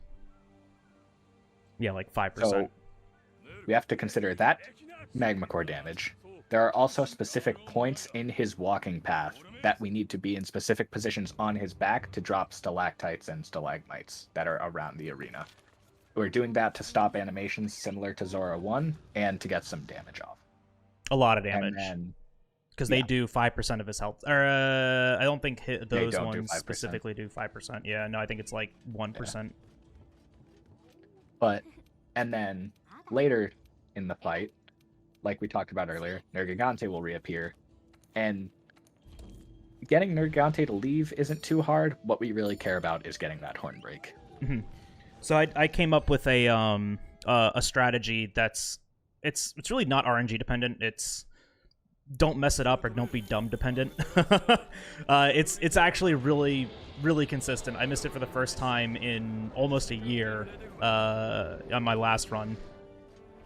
But we use those stronger bombs, they're called Mega Barrel Bombs, to increase the amount of part break damage that we did to the head. We're trying to get him to either jump on the bombs, which will deal the damage to the head that we need, or walk up to them and we blow them up as he's getting close to them. That part break damage will, it makes up a huge difference. Regular bombs, you can't break the horns like this. So we have to use these upgraded bombs. Then after that, like as that's happening, we are going to wallbang them. That also does part break damage to the head. Why does that happen every single time? 1, 2, 3, 4, 5. That's just got to be enough. I think I either hit it or counted. I know I didn't think the first like draw attack hit, which is why I miscounted it. I did that on purpose. But I usually just go by the gauge anyways. Because yeah, like for some reason every time I shoot that slinger, I just draw attack immediately after. Zora, please. The fireballs are RNG. Their paths are not, so I should just, you know, not stand in those paths. But here we are doing that. So I'm getting up to the top here. There are 4 magma cores on them. 3 of them we will damage. The 4th one we really can't get to during this. It's not consistent to get to. It's on his head. So I'm just waiting for that voice line to drop these rocks. There was one behind me that has a weird hitbox that dropped first. That puts me right here.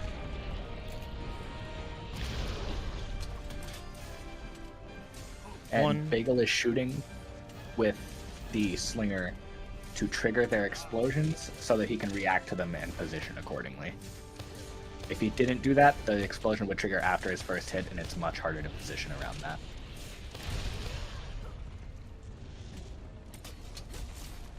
1, 2, 3, 4, 5, 6, 7, 8, 9, 10, 12, 13, 14, 15.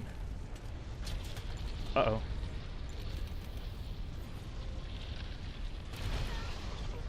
Alright, I couldn't find the safe spot. There is a safe spot in that room to not get hit by that, but that's the large explosion that you really can't avoid in here. But if I didn't have this armor, so I want to get across like how consistent this armor made this run. If I didn't have this armor, I would have died there, even at full health. This armor just literally makes this run infinitely safer, infinitely more consistent, and even like just between the armor and the weapon itself, like it's insane.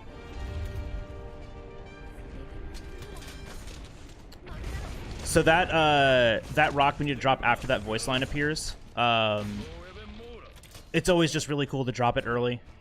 There's a small animation that Zora does beforehand after he turns. It's like this small like little step that he does. That's a good tell for it, but you can still shoot it a little too early during that animation, and then you hit before that voice line appears, which is a long stagger, and then he stands here and does this really long explosion animation, and you just have to deal with it because you made that mistake.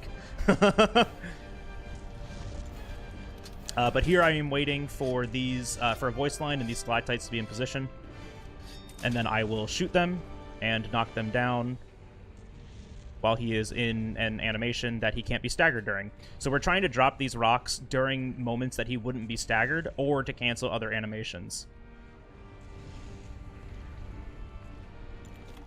It is all very cool routing, like, because this fight used to be like an intentional death and a bunch of other nonsense, and now it's just none of that and a lot faster.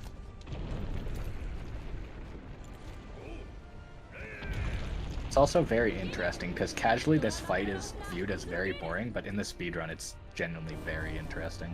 Yeah, it's a really fun one to do, like once you know how to do it. Alright, so I have the bombs in a position where I want Nergi to jump. I'm positioned in a way that should bait the jump, but if I'm positioned slightly wrong, like he'll just run up instead. There's a lot of different factors to it. Regardless, I should dodge out of the way here and be ready to shoot these as he lands, or... Yep, he did. He gave me the jump, so he's going to hit that. I'm going to aim in a way to hit the head, and then wallbang here. And then now it's just a couple of hits on the head, and I get the first horn break, and we're going to go for double horn break because it's cool.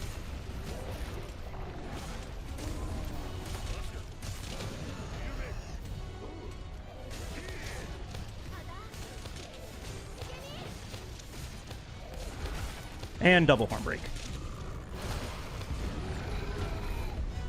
Can you do it? Green, can you do it? So he could have technically stopped for safety's sake after getting that first horn break. However, oh, unfortunate. There is an incredibly difficult strategy. Oh, it's so far away. If you can get Nergigante to leave before Zora breaks loose from his binders, Zora will never do this standing up animation, and it'll save about a minute. However, that is near impossible to do in single player. Yeah, so right now he is standing up. We're actually looking towards the back of him, and his head is that way. So Nergi's going to land here, but we have already done enough health to him. The first horn break is enough health. So we just jump down here, and we take advantage of this rock. It has weird health interaction right now. Whoops, I did the wrong attack. Still doing the wrong attack, by the way. There we go. Yeah, this rock, lovingly dubbed Rock Friend by the community, for whatever reason it just doesn't break while Zora is in this position.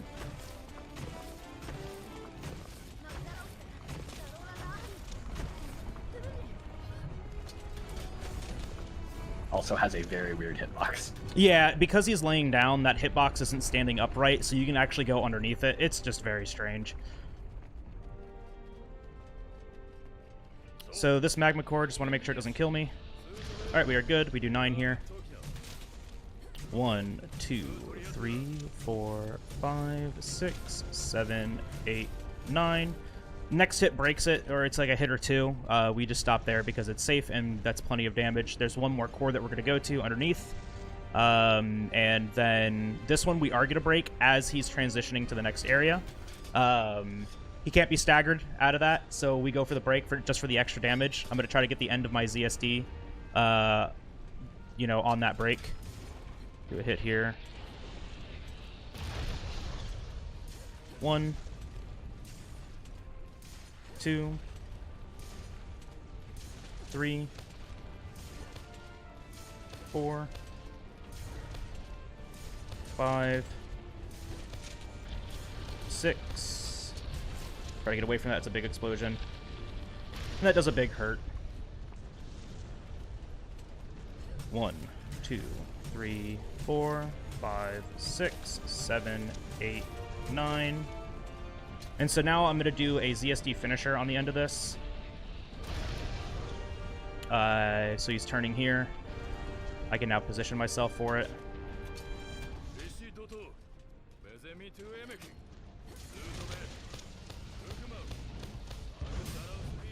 And that broke it as he was transitioning, so it doesn't flinch him. And it does a lot of damage. So the idea is that we're trying to do as much damage on him to reduce the number of cannons that we have to shoot here. Earlier, after we finished Zora 1, I made a new pair of pants. They're called the High Metal Greaves. They have a level of a skill called Heavy Artillery. Normally, these cannons will do 180 damage. With Heavy Artillery, they do 270, right? 90 more. Yeah. So what I'm going to do... Huh? 50%. It is a 50% increase, okay. Yeah. I'm waiting for... that...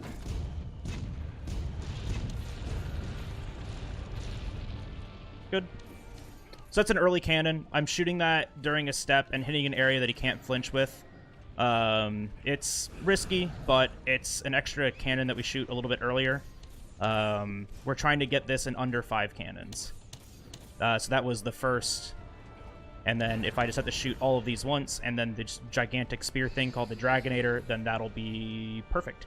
And I believe I am on that pace. And you may have noticed Bagel wasn't shooting the cannons as soon as they were full. That's because Zora has to get close enough to the barrier for its defense that you can see in the top right to appear before this quest ends. Yep, so I need that first cannon. Because I don't want to be spending time staggering him and pushing him further away from the cannons and from the barrier. Ooh, looks like we just missed it. Because I got the wait. Oh, no, okay. So this should end it right here. We can tell by quest text, like, how many more it takes. Huh. I guess not. There it is. Yeah, so that was 6 cannons. Rock Friend, we didn't get a lot of hits off of. How he lays back down is kind of RNG. It's really weird. So now that gives us another material for our upgrade here. We are immediately going to go back to the research base, which we didn't mention that earlier, but this research base is the best hub.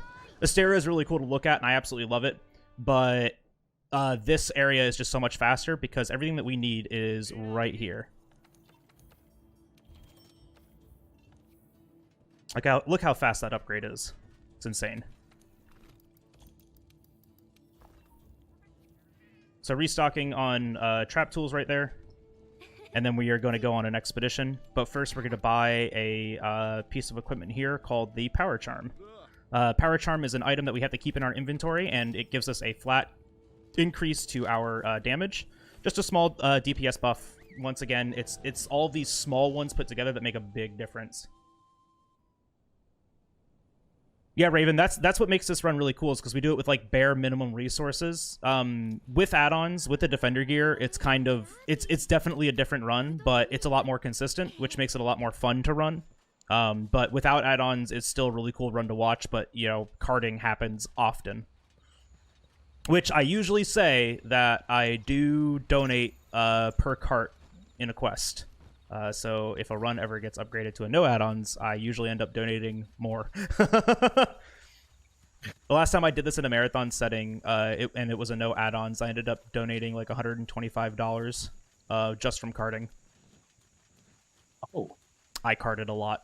Wow. So this is the first instance of track gathering that we have to do. This segment of the game is kind of designed to slow down your progress and introduce you to, like, you're forcing you to do this track gathering stuff. The first monster they have to do this for is called the Pink Wrathion. We need to gather 400 points for. This quest will give us 6. We'll do a quest later that'll give us... I'm going to let Green explain this. I'm thinking about this. all right. So there are, in total, we need to collect 400 research points for Pink Wrathion. But every type of track gives a multiple of 10, so we just count out 40 tracks in increments of 1 and 2. On this quest, there are 6 tracks, so that gets us our first 6 points. We're going to have to complete one more quest before Pink Wrathion, which will give us another 4, so that's 10. So after this quest, we're going to go out and collect 30 tracks, and that will get us all the research we need.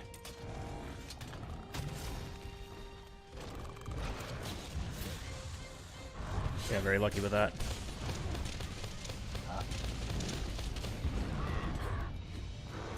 Beautiful. A little slow, but it was good.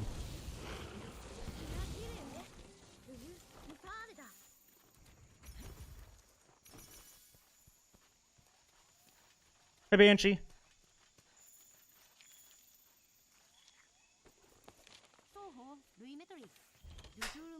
Oh, okay, cool. I golded. Yeah, that was a fast Pookie. Yeah, well, it wasn't flawless. I'm so sorry. All right, I got my sack, my Pookie sack for the cat weapon for the last hunt of the game. But now we are doing track gathering. So for every monster that we have to do track gathering for, there are 3 patterns for each monster. On those patterns, we have a specific route that we know how many points to gather.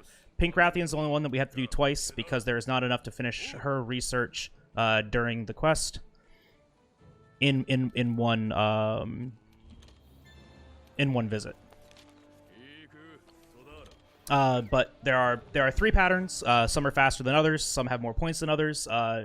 Not always is the most points the fastest. So what we want here is 2 pattern Bs. That'll be the best, most ideal situation. And then later, for the Elder Dragons, those do have, on each pattern, enough tracks to complete their research. So other dragons go a little bit faster than these do, but there's 3 of them to do for that, whereas there's only 1 to do here. So we are on pattern B. Nice. 1, 2, 3, 4, 5, 6, 7, and I have the opportunity to gather extra trap stuff here, which I will do because of that 1 extra that I used. 8, 9. Let's go to hover that. Or actually, I'm going to do this first.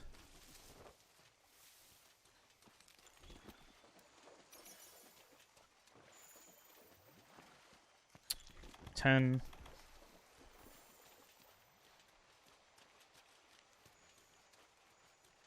11, 12, 13, 14,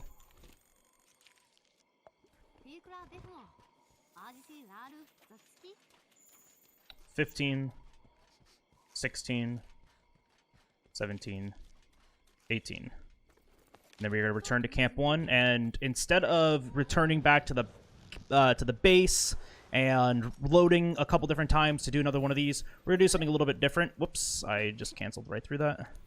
We're going to do something a little bit different, and we're going to post an optional quest. So we're not actually going to do that quest, but what that does is that reloads the area for us. That includes tracks. The Pookie, for hunting the Pookie, we get the optional for it, and so we just, keep going back on it. Banshee, I'm doing great. We actually have a decent run, which is surprising.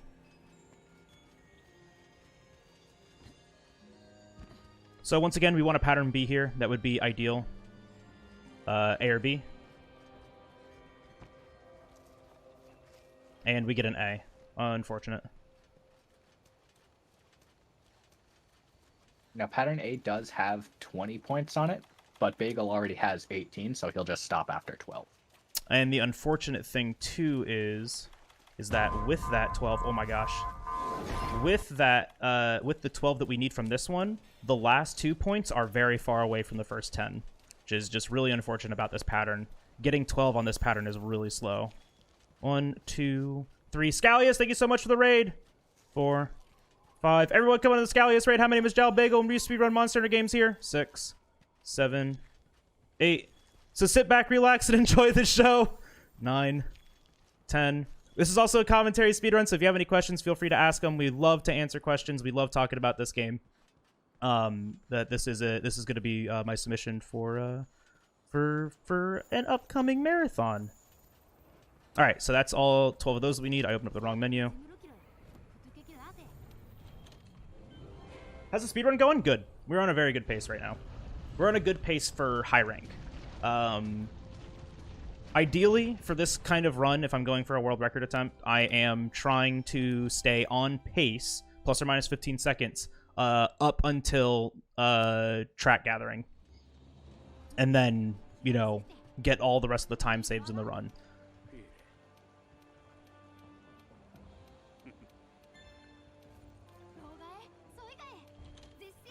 Alright, so we gotta go and do another hunt first before we can go and do the Pink Wrathion. This one's called Tickle Pink, and it's a high-rank Anjanath. I'm just gonna let you guys, watch this, because it's really cool. Bram, thank you for giving us up to Scallius.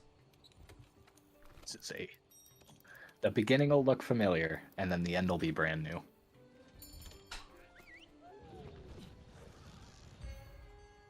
I really like this hunt. I hope I don't mess it up. I say that every time. Alright, yeah, we have plenty of everything. Brim, you've gifted 170 subs here. Holy crap. So, I'm hovering a Pitfall Trap right now on my item bar. That's how this starts. We are going to get his attention, and we're going to put down a Pitfall Trap. And then, that's going to give us the opportunity to build up an amp state to do a ZSD. We got the kind of slower one where he comes through there, but it gives us time. Put this down. Don't worry, he's coming. It's just a little bit slower. Look, there he is.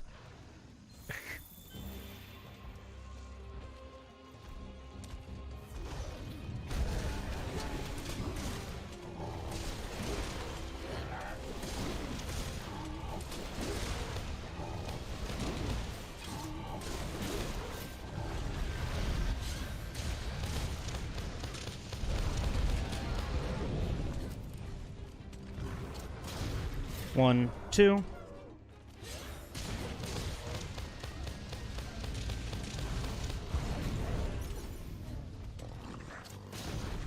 One, two.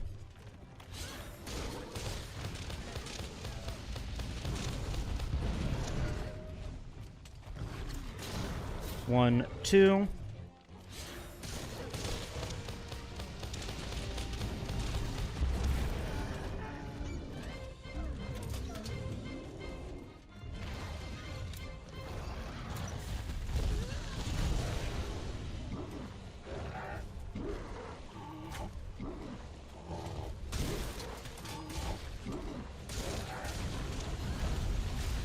That hit right there was kind of unfortunate because I couldn't get the ZSD for this. I just reloaded.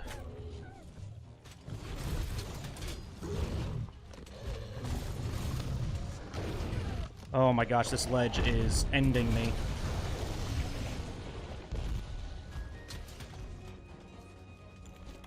I just need one more ZSD, and he's capture ready. So what I'm going to do is...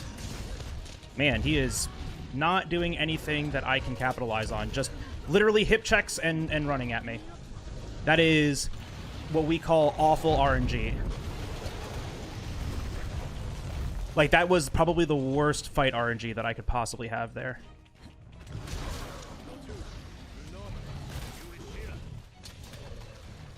Oh my gosh, stop being annoying. Oh my gosh! You can also tell some of the hitboxes for this are kind of jank. Anjanath is just not a good monster for this. And this ledge is honestly trying its damnedest to murder me.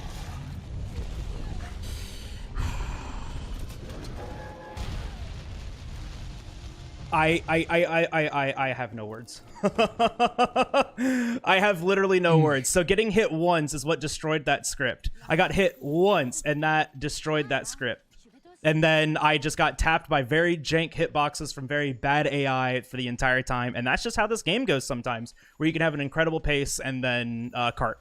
So for a submission, this is actually a good thing because we know how long a cart will take.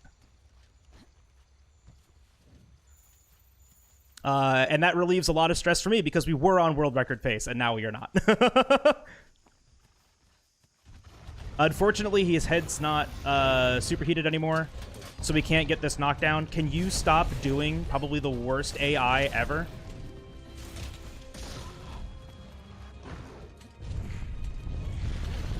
Can we also get off the ledge? Oh my goodness.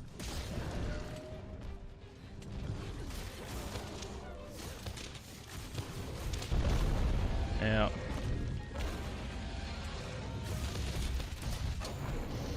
And that's a transition, which we are going to flash, because he is ready to be captured. I have to get a little bit in front of him. But once again, no powerful slingers. And we lost 2 minutes to that because of that. Ouch. That ledge is usually perfectly fine. The fact that I got hit after I placed the trap is what ruined that because I didn't have the ZSD ready. That's just really unfortunate. That, I don't know, just happens. You can't really do anything about that. I mean, either I play like super safe. I probably, in retrospect, I probably should have taken that mount that I got, but I dropped it because the head was only one hit away from being from him being toppled. So I was trying to go and do the faster thing, not the safer thing, which is just the decisions that you make sometimes. And then that ledge existing put me in even longer animations when I got hit, because every time I got hit off of the ledge. So that was the prime example of ledge being bad. Also, Green, was it just my imagination, but did it do like hip checks and Jurassic Park 3 attack like right after each other like 9 times? Mm-hmm. Okay. I know, because like I get so caught up in the fight sometimes I don't really notice if I had the opportunity to do something well there. So we did a little something different before this quest. We went on an expedition first to eat. The fact that we do that, the reason that we do that is because this next quest puts us actually immediately into a fight. It's a pseudo effect of something that we call a drunk bird. A drunk bird is when you get tossed into a quest and you fall off of your wing drake in the middle of a fight. That's a drunk bird. I just didn't dodge. Need a burrito. Immediate runnies. So this is Pink Wrathion. This fight is not fun. It is very RNG heavy. We are going to try to do things that make it less RNG heavy.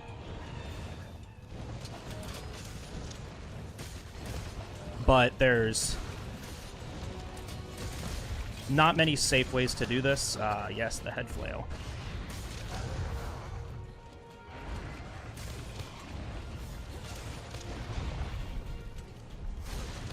Beautiful example of an iframe there. I bounced and got a blast proc.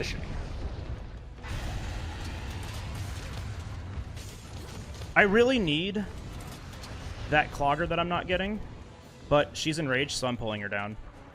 So what's going to happen in this quest too is that another monster is going to show up, and I don't want to be in that area for when it appears.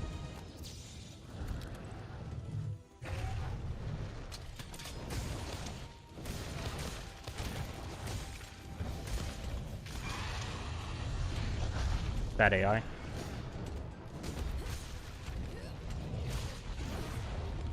Ideally, we get backflips and stuff when she can be flashed.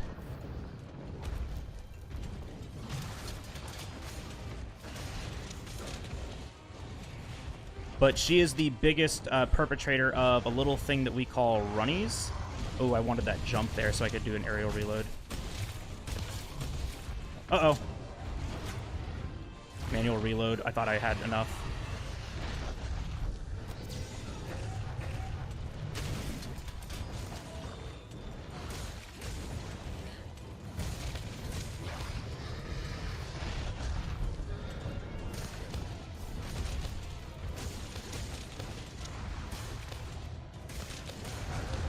Alright. Finally a clagger. 1, 2.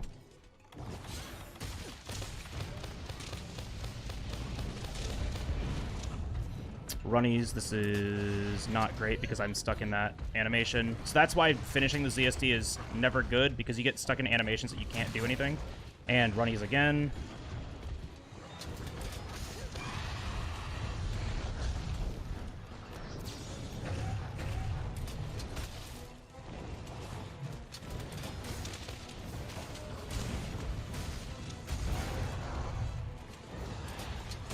Sidestep. Grab this. Grab this.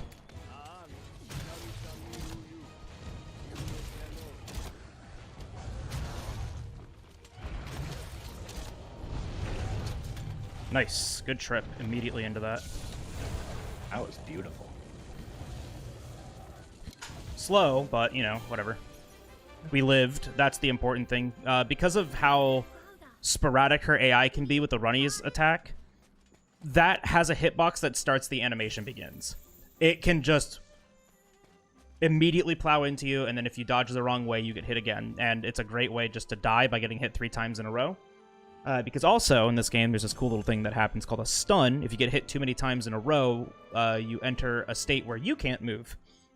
So, it's a punishment for getting punished.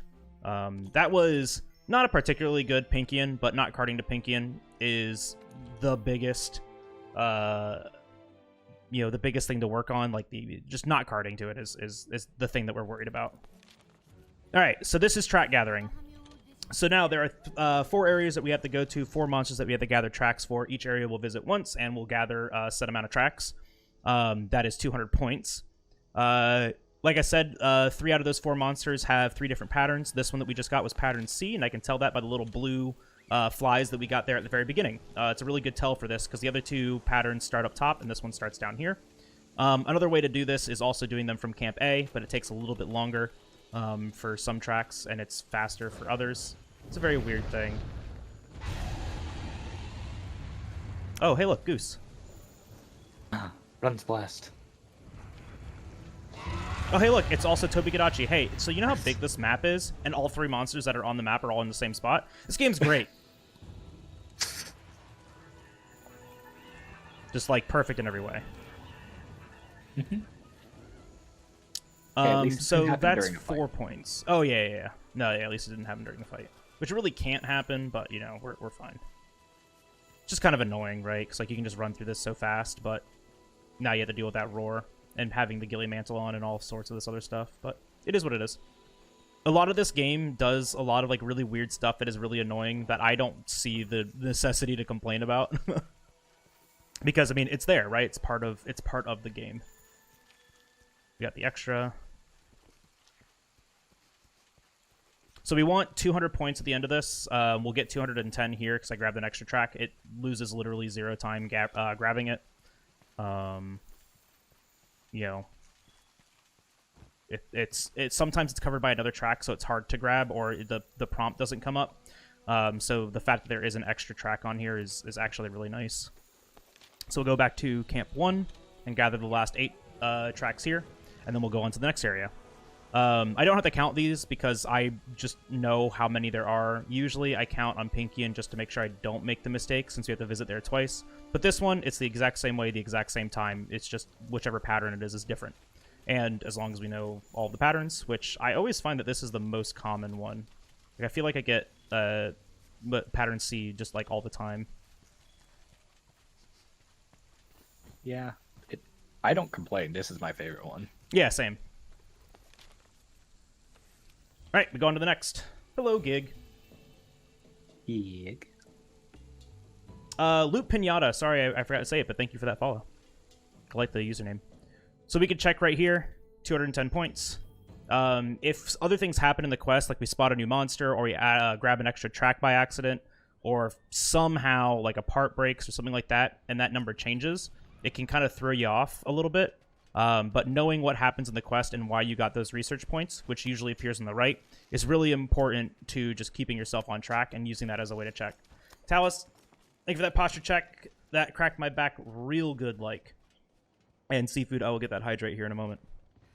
Pattern C. Oh, hello, Baroth. This one's kind of slow. Yeah, this split is entirely RNG. Certain patterns are faster or slower than others.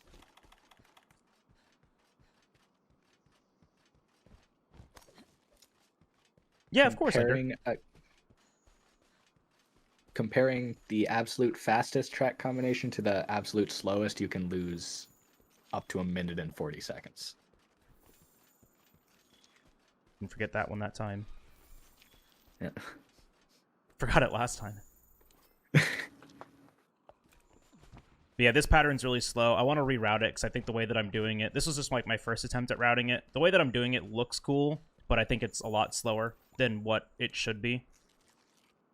So I want to try it a couple different ways and change it again and see if we can get this one just a little bit faster, because this pattern is very slow. It feels like it takes forever. It's 40 seconds slower than the fastest one. It's awful. Yeah.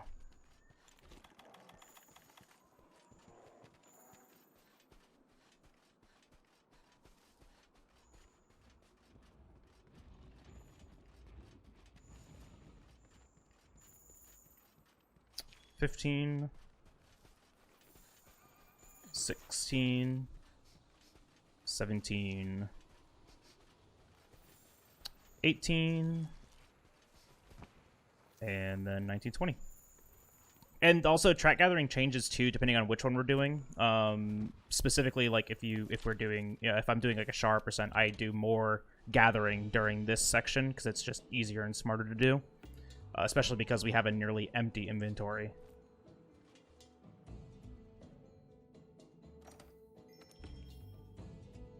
The tracks for this are run, much better. Oh yeah, go ahead. They're much better than they used to be. Yeah, we used to just kind of guess in the past, but we put a lot more effort into it recently. Pattern C. Used to take what, up to an hour?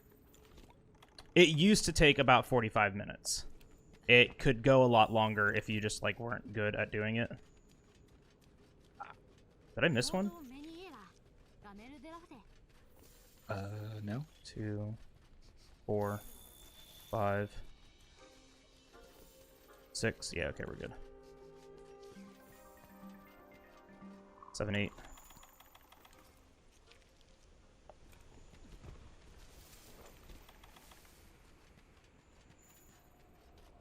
Nine. 10. Hello? Why do we keep getting all of the invaders? 11. It's a pickle friend. 12. 13. Joe and Pickle in the same run? Is this it? Is this the one? Do I world record here? Do I pull it back to almost 3 minutes behind? Oh my gosh. I'll be so mad. No, there's no way. If I PB off of this, there's actually no way. It'd be very easy to compare against. There's no way. Run's super blessed now, though. Yeah, and no downy crakes. Or Joe and Goose. Bagel and Pickle. Yeah, and no crakes? Yeah. Holy crap, this run's super blessed. Wait, so we got a bagel and a green thing? Is that yep, 250. Alright, we're good. A bagel and a green thing? It's us. Yeah. All right.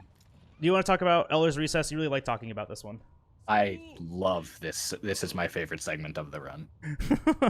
So it's really so dumb movement optimization. It's great. It's so cool. So the beginning is a little boring. We're gonna do a variation on that Mercer skip we did at the beginning of the run. Just gonna run up to this ledge. There's a ledge a little further up. We're gonna wait until the Admiral gets far enough away that we can sprint so we can get off the ledge and run past him. Now, here's the question. Do you want to explain the things before or after we do them? Like the cool things that you like. Probably before. Okay. Like as you're running to him. Yeah, sure.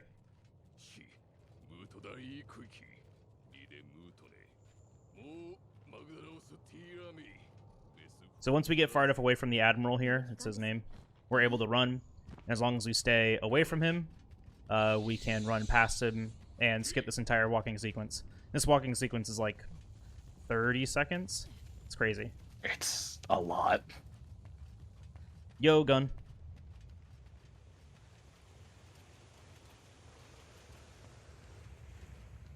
I can't wait to go back and watch that high rank Anjanath and really, really cringe at my attempt against it. Yeah. Oh well. Needless to say, if I was doing a world record attempt, I would have reset that. It happens. Yeah, it does. Gotta roll with the punches sometimes. This game just chooses to do whatever it wants. Thank you for that hydrate. I can finally do that. So you may have noticed, coming out of some of the earlier cutscenes in this game, your character is in kind of a frozen, oh my god, a new monster state. We don't like that, because you can't move immediately out of it. We're going to do a trick here to avoid that. So Bagel's going to equip his Ghillie Mantle coming up here, and the cutscene will cause the Ghillie Mantle's duration to run out and force him to unequip it. That unequip animation will overwrite that stationary shock animation, but you can actually move during the unequip animation. So it'll let Bagel move just far enough out of the range of this next monster's roar. I'm doing good, gun, other than carting to high rank Anjanath. Just completely ignores it. Before we'd hit the time of dodge there, and it's really inconsistent. Now it's just completely free. Now, there's two tracks he has to gather here. One on the right, one on the left, and we're going to take advantage of the fact that cutscenes have a set ending position. So he's going to gather this first spike, dodge into the cutscene, and the cutscene ends him right next to the second spike. So he can just Ghillie Mantle and gather it safely. I'm already losing time on Elder Feats, by the way. That's how bad my tracks were. Well, no, you're just comparing against perfect tracks. Yeah, exactly. That's how bad my tracks were. Oh. And now, one fun fact is we actually used to do this expedition before the other Elder tracks, but we rerouted it to the end, and you'll see why in a second. So if you're doing the other tracks after this, you'd have to open your map and wait for all of the new areas you discovered to fill in before you could travel to another area. Now, Bagel can just start the gathering animation for these spikes and hover over the Return from Expedition button, and return right away.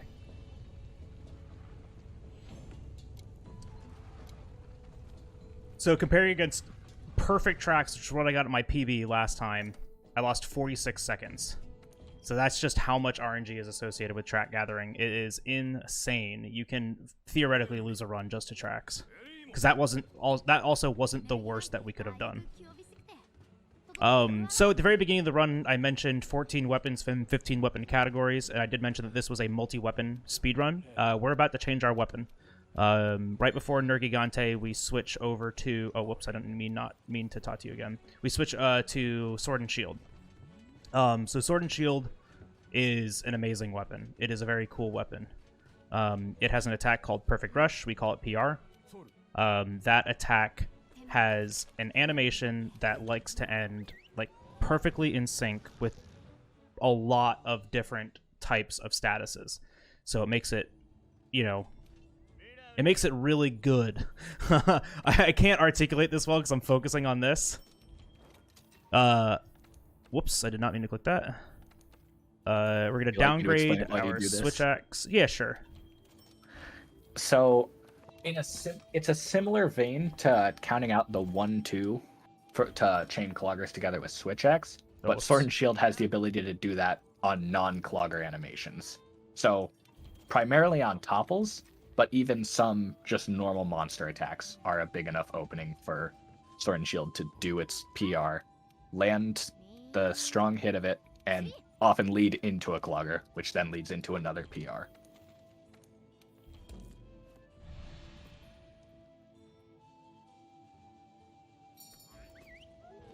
Yeah, you get the cat weapon there. So I made the, while Green was explaining that, I made the cat a weapon.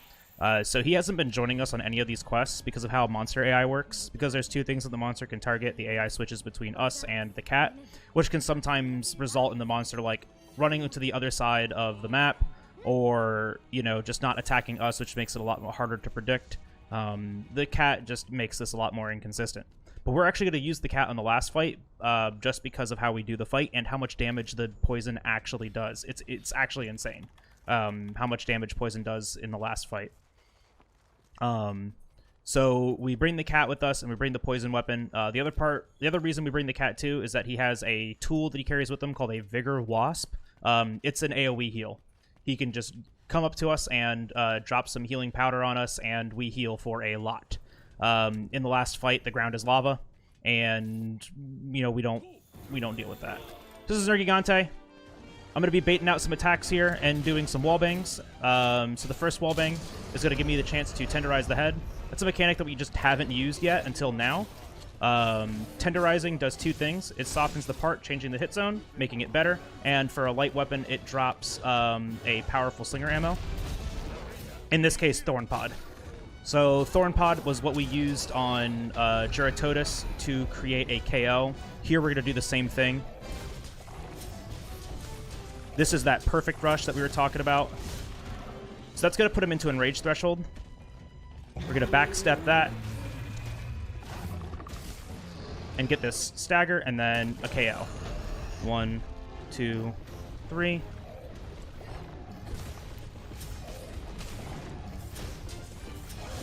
Ooh, I missed the head. Alright, so I'm going to have to fight it a little bit more here to get that head break.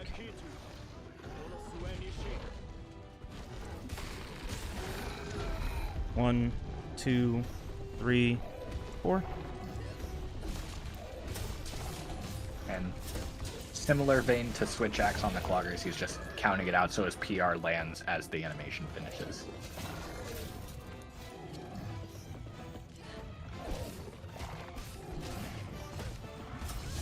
Missed the head. It's unfortunate. It's actually fine, because it puts me right next to these rocks, and we can just leave this area. So I want to pull him down here. We can... Ooh, that stagger, though. Careful. Alright. So when a monster's enraged, we can kind of, like, pull him around a bit. He'll follow us. I want him to follow me right underneath these rocks.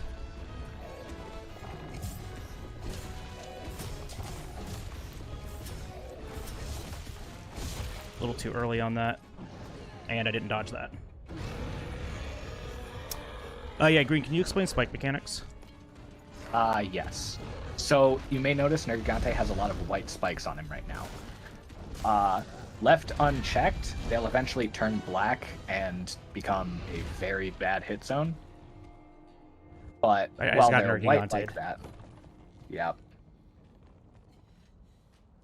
A lot of his attacks chain into you if you dodge immediately, and he has some very precise targeting.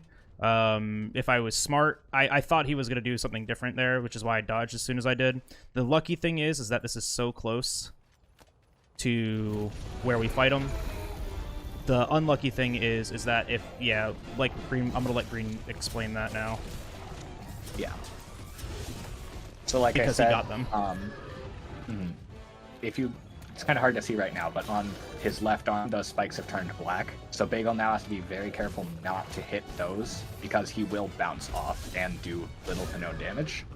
What he wants to do is hit those white spikes, because while they're white, they're incredibly easy to break and make Nergigante fall over. I'm gonna get hit by that.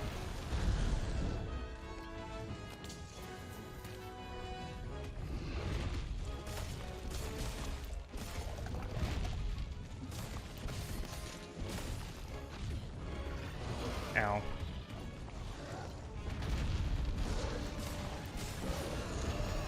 1, 2, 3, 4.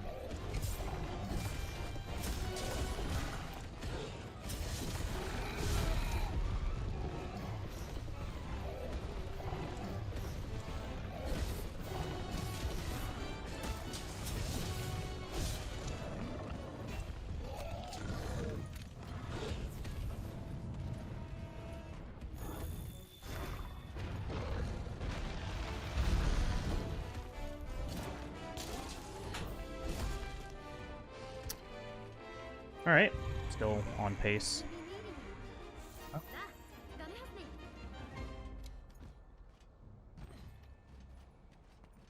Karting is bad. It loses approximately 30 seconds every time, and then depending on the monster, it loses even more. Getting hit is bad. That fight wasn't great, unfortunately, but it could go much worse than that. When Nergi gets black spikes too, like, getting hit by spikes is really dangerous. When he gets black spikes on the head, the fight is practically over. We just kind of wait for him to do an attack that we call Dive Bomb. But it takes his entire body being covered in spikes to do that, so it takes a really long time. A lot of it just becomes, inconsistent. I'm practicing some movement here for shower percent. Being able to reach all the way here gathers a bunch of extra stuff for that. Just been testing that out. But we did grab more Might Seeds there, just so we have enough for the end of the run. That was a really weird cutscene transition.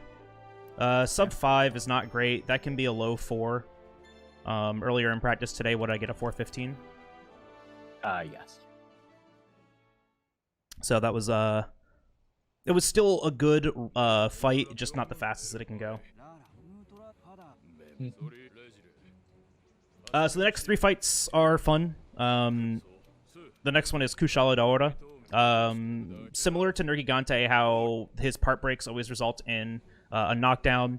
Kushala, its head hit zone only has one status on it, and it's the knockdown status, right?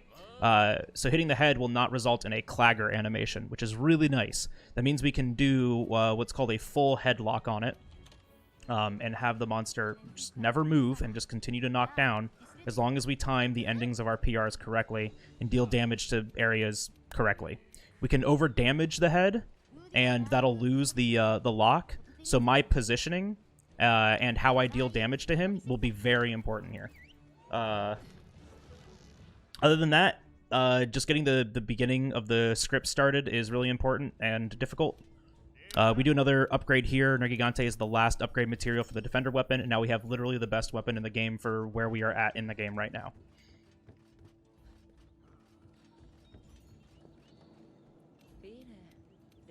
This is just some movement to unlock the actual quests. Ordinarily, the tracks right now if you were playing casually, but it's a little faster to gather them before here. Yep. We gather them at the same time as Nergi, 1, to help with the cadence of the run. But 2, it saves about 2 or 3 loads, depending on how you do it. We just avoid doing all that stuff. It makes it a little bit faster. It makes this movement kind of like a breather between Elder Dragons, which is nice. Before we go into the last sequence of the run. And it keeps all the Elder Dragons together, which is nice. Alright, so now we're going to go and talk to everyone, and we're going to go on our quest.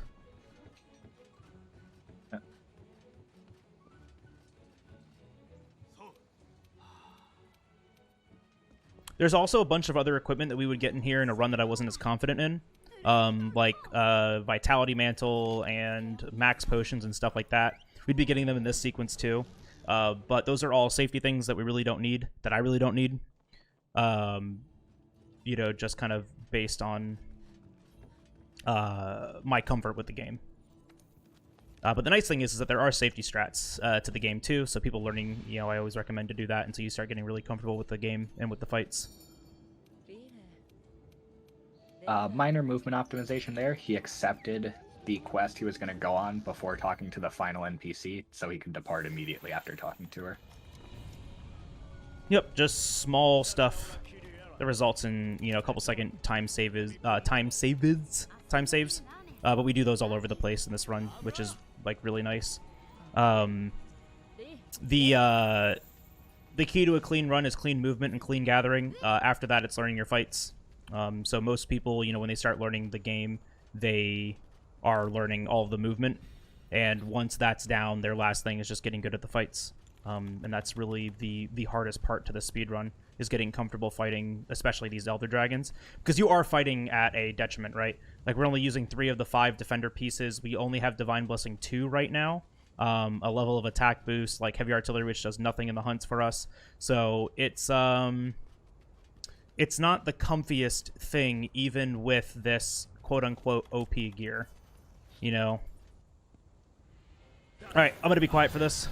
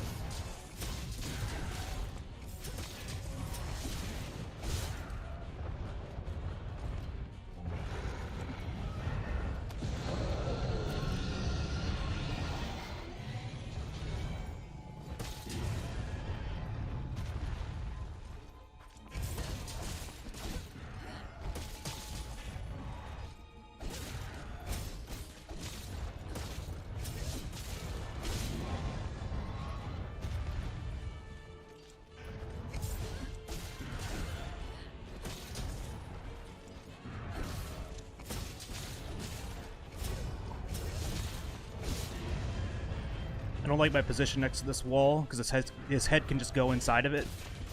And then, you know, it's a little bit harder to fight.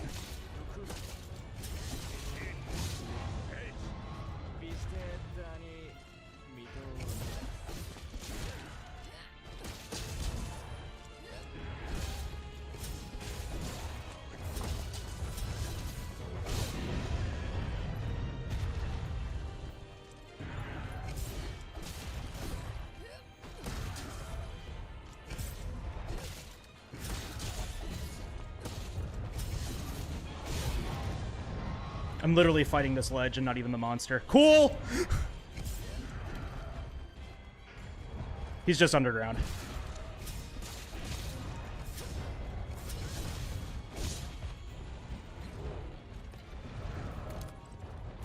Yeah, so this game has some fun geometry.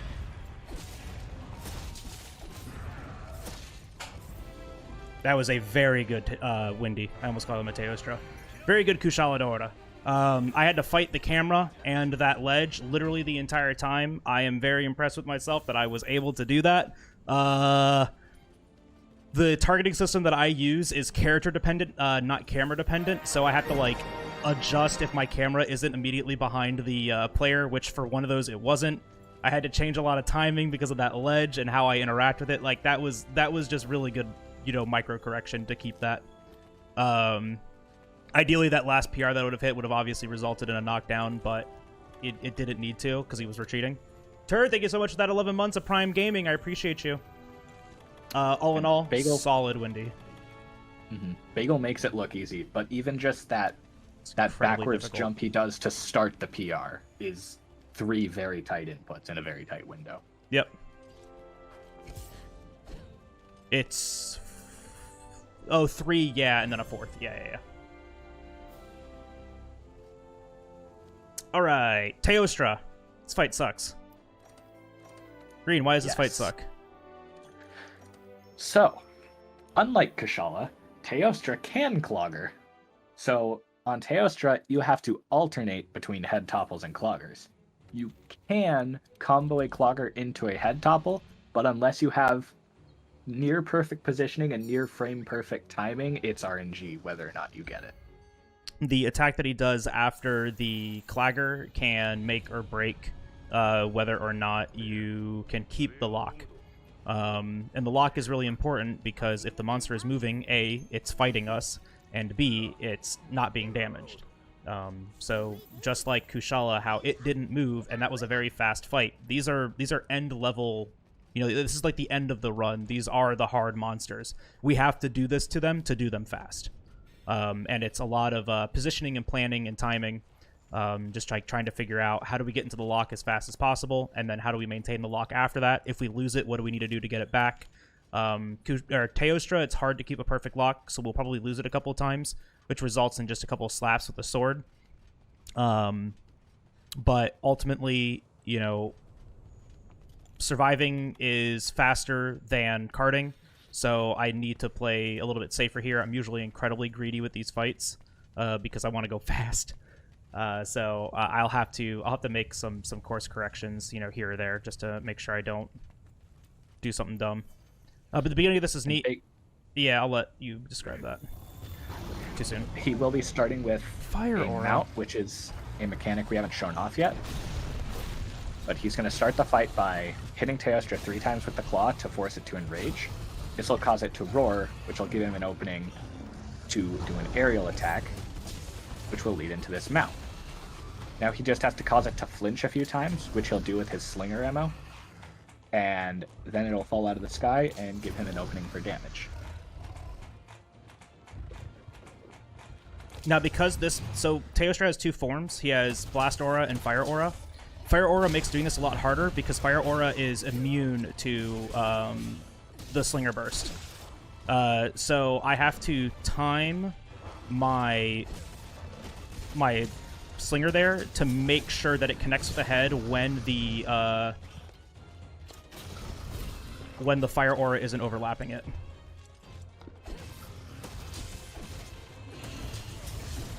Drifties, I get hit. Yep. Cool, Tokyo Drift immediately. I have to wait here. Those are riser iframes. I can't be hit during them. Uh-oh. Ooh. I am iframing everything that it did right there. Those are all attacks that could hit me. And iframes, just like other games, work kind of a similar way, but there's a lot fewer of them in this game. To put it simply, there's about half as many iframes in this game as there are in Dark Souls 3.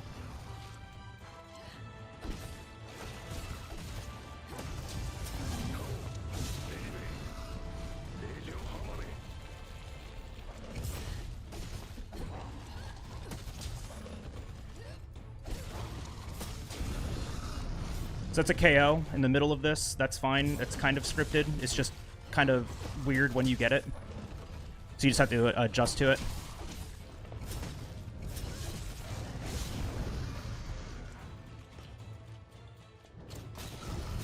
How did I get the head there? I was trying to get the leg.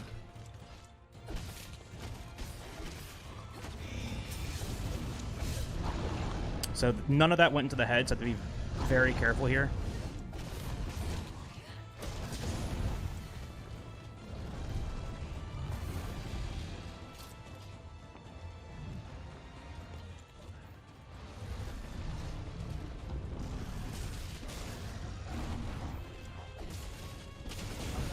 Good blast proc to get that head topple.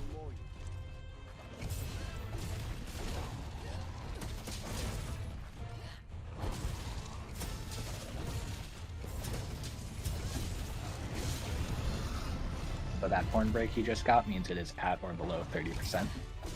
And it also gives us another head topple instead of a clogger. Nice.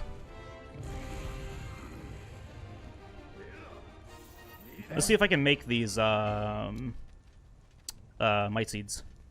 I don't know if I can, even moving that fast and also positioning on that end of the arena.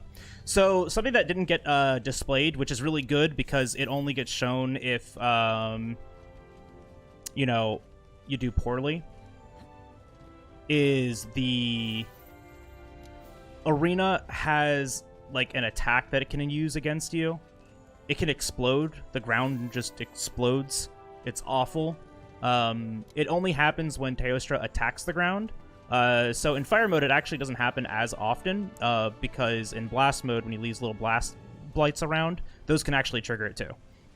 But in fire mode, it doesn't happen as often. But if we full lock it too, it just doesn't happen at all. Luckily, I had good positioning and also just good fighting there, so it didn't happen at all. Because it deals damage to you, it knocks you really high up into the air, it takes forever to end. So that was actually a really good Teostra. 420 is just blaze it. 420 is great for a Teostra. Whoops, saved my progress.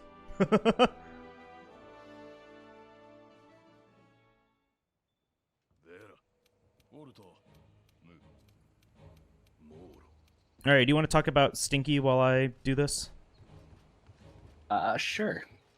So not much to say about him, but this third Elder Dragon, he shares a body type with the other two we just fought, and yet he works completely differently. Entirely different.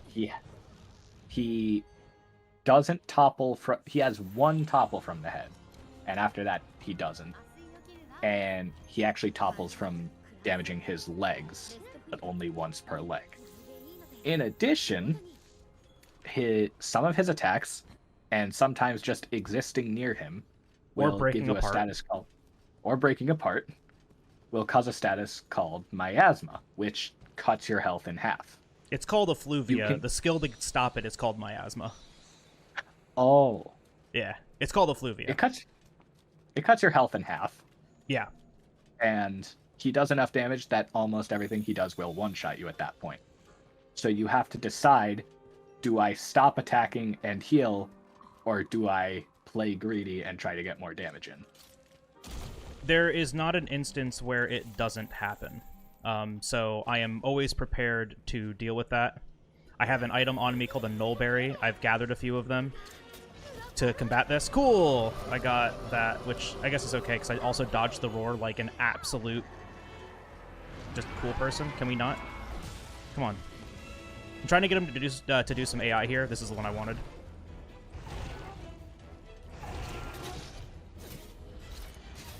Ooh, I don't know if he hits. Okay, good, he does. So I want to get this wallbang off so I can tenderize the head, and then it also drops a Pierce Pod. Slinger Bursting this guy is really good, especially with Pierce Pod.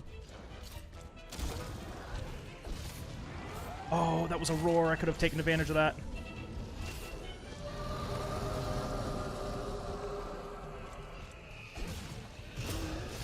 Oh, he's on this ledge. I gotta run.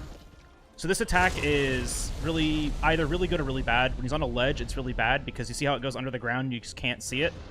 Yeah, it can still hit you. So I want to get him back up onto flat ground.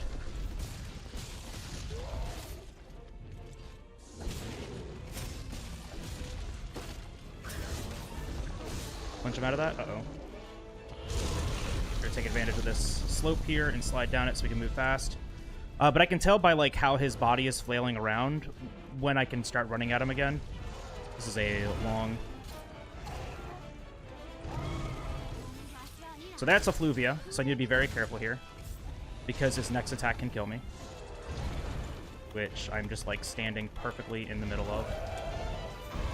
So I usually try to like bait him out to reposition him and to get attacks that I can heal during.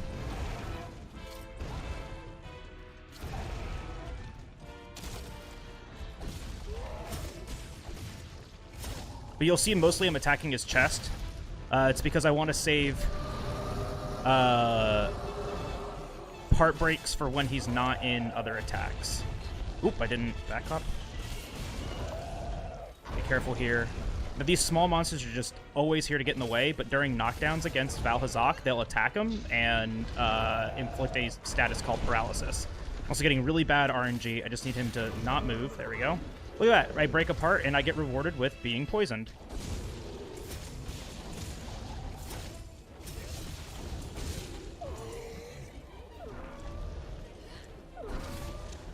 There's that paralysis he was talking about. Ooh, cool. It didn't connect with anything.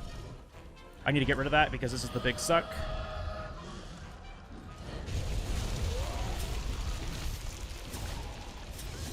Ugh, didn't connect with anything. I'm baiting an attack that will kill me. So like I was saying earlier, my position with the monster will make different attacks happen. And he has an attack where it's like a tail swipe, but it will just do my entire health bar no matter what I'm doing. I want to be on this side of you.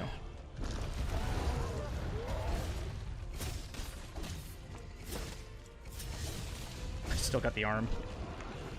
So you may notice Bagel is doing that backward hop, like we call it a back hop, against a lot of attacks. It does actually have iframes, which is very helpful since it combos directly into PR.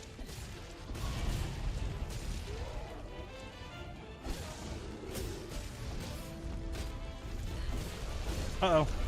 Alright, we're good. I thought I put myself back in the tail hitbox.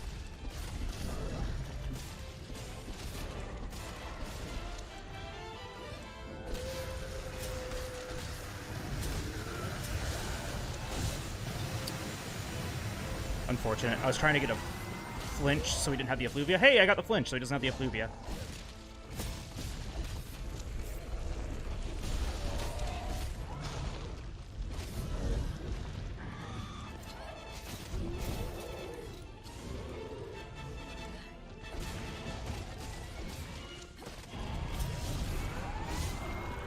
All right, so he's transitioning now into the next area. That's not a bad thing on this fight because it just takes a really long time because he has really bad hit zones for the weapon that we use. What this does give us an opening to do though is drop these rocks on him. I think that works. Yep, it does. Hey, I found a reason to use that poop.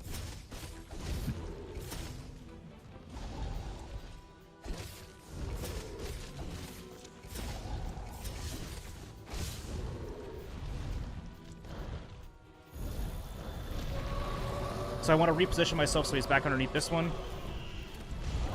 I miss because he backed up like that, so that's really unfortunate because that's, once again, 5% of his health that we just miss.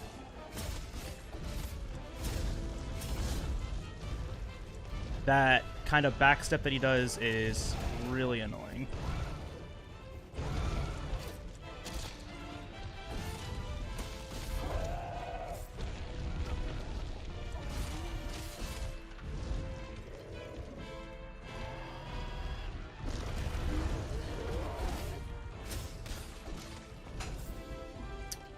Not terrible.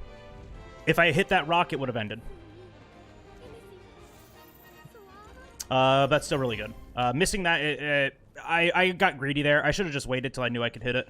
But I didn't think he was going to do that backup as fast as he did after that roar.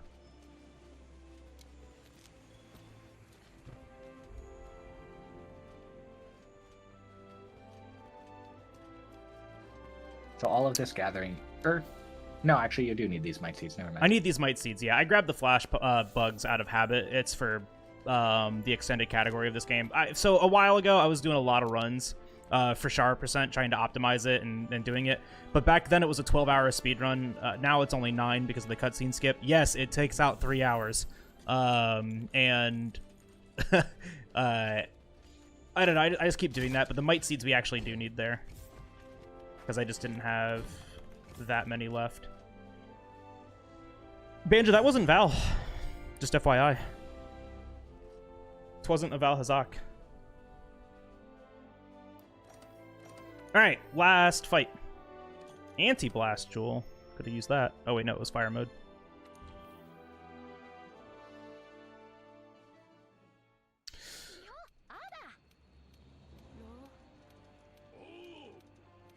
This last fight is very interesting. Yeah. So it technically has a full lock like Kushala does, but it's more like Teostra in the fact that it's very RNG dependent if we actually get the full lock. Xenojiva has hands, like most things. The left one, we're gonna bully forever. We're just gonna pick that leg and we're gonna pick on it. We're gonna bully it, and absolutely just ruin that leg.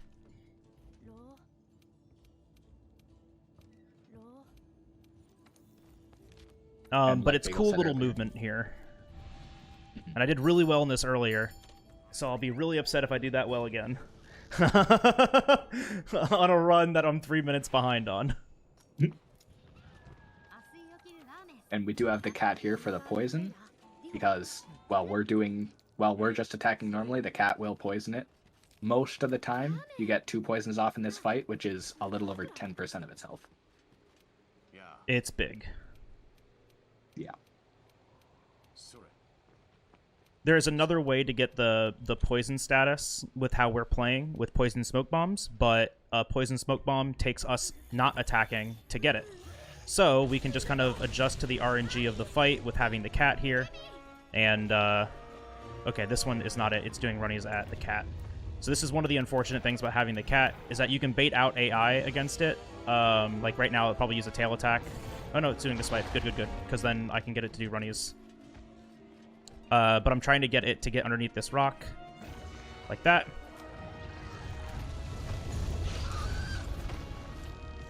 And then I tenderize this arm. Ate a Might Seed before I did this too, just to do a little bit more damage. But now we need to have this... Oh man, if I was just a little bit closer, that would have worked. But see, like, stuff like this, that he's reacting to the cat's position right now to do certain attacks, and it can just really mess up, like, how we do the fight. Some attacks are obviously better than others, just like most fights. And his legs do a tripping thing. If they hit us, it does a little bit of damage to us and also knocks us down for a moment. It's really annoying.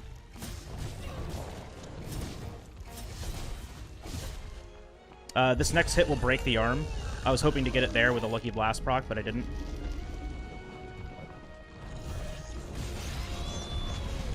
And then we're going to put it into the lock.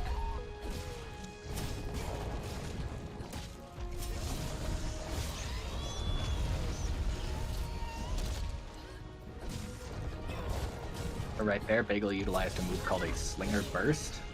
I missed a couple hits. He showed it off on the Switch Axe a little bit, but with Sword and Shield, you can just aim and Slinger Burst from idle, and it combos directly into Perfect Rush, so it's great for closing distance. I did it a little bit on Valhazak too. Yeah, it wasn't queued up. That's fine. That's actually really good. It's a really good phase 1. Ideally, we get a full hand lock on it immediately after we tenderize it. It's just not easy to do because it takes some RNG. But I didn't get any dumb hits. I didn't take any dumb damage. I was able to keep it locked for the most part and just a single hit afterwards. And hey, he landed in a good spot.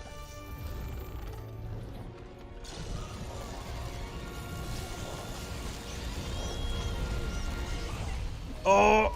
Rush it. Maybe we can get lucky. Don't move. Wow. Yeah, I'm really surprised that that hit too.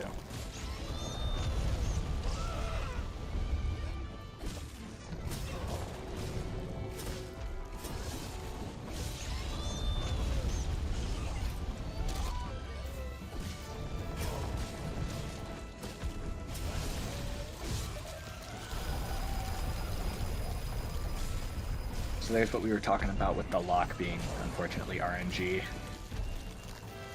Has 2 or 3 attacks that will just cause you to miss it. Uh-oh. Ooh, I did not have enough stamina to guard that either, so I was really lucky. Oh, it pushed me out of the way of it. And I was just too close. No, I've been tremored. No, I've been knocked down. Runnies, run! Oh. All right, I got the trip part of the runnies and not the hit part of the runnies. Runnies can just kill you. That was a very interesting series of events. That's what's great about this run. You never know what's going to happen next. It's so RNG dependent. Nice. Beautiful.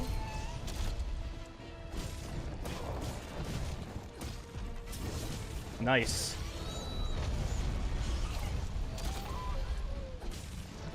Not nice.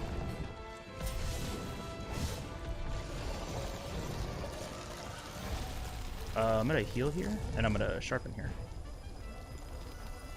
Come on.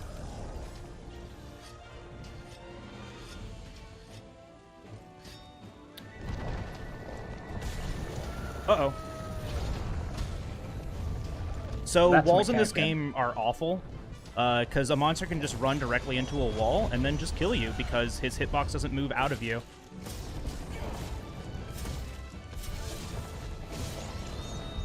I also don't like fighting against walls because, well, for obvious reasons, your positioning starts to change.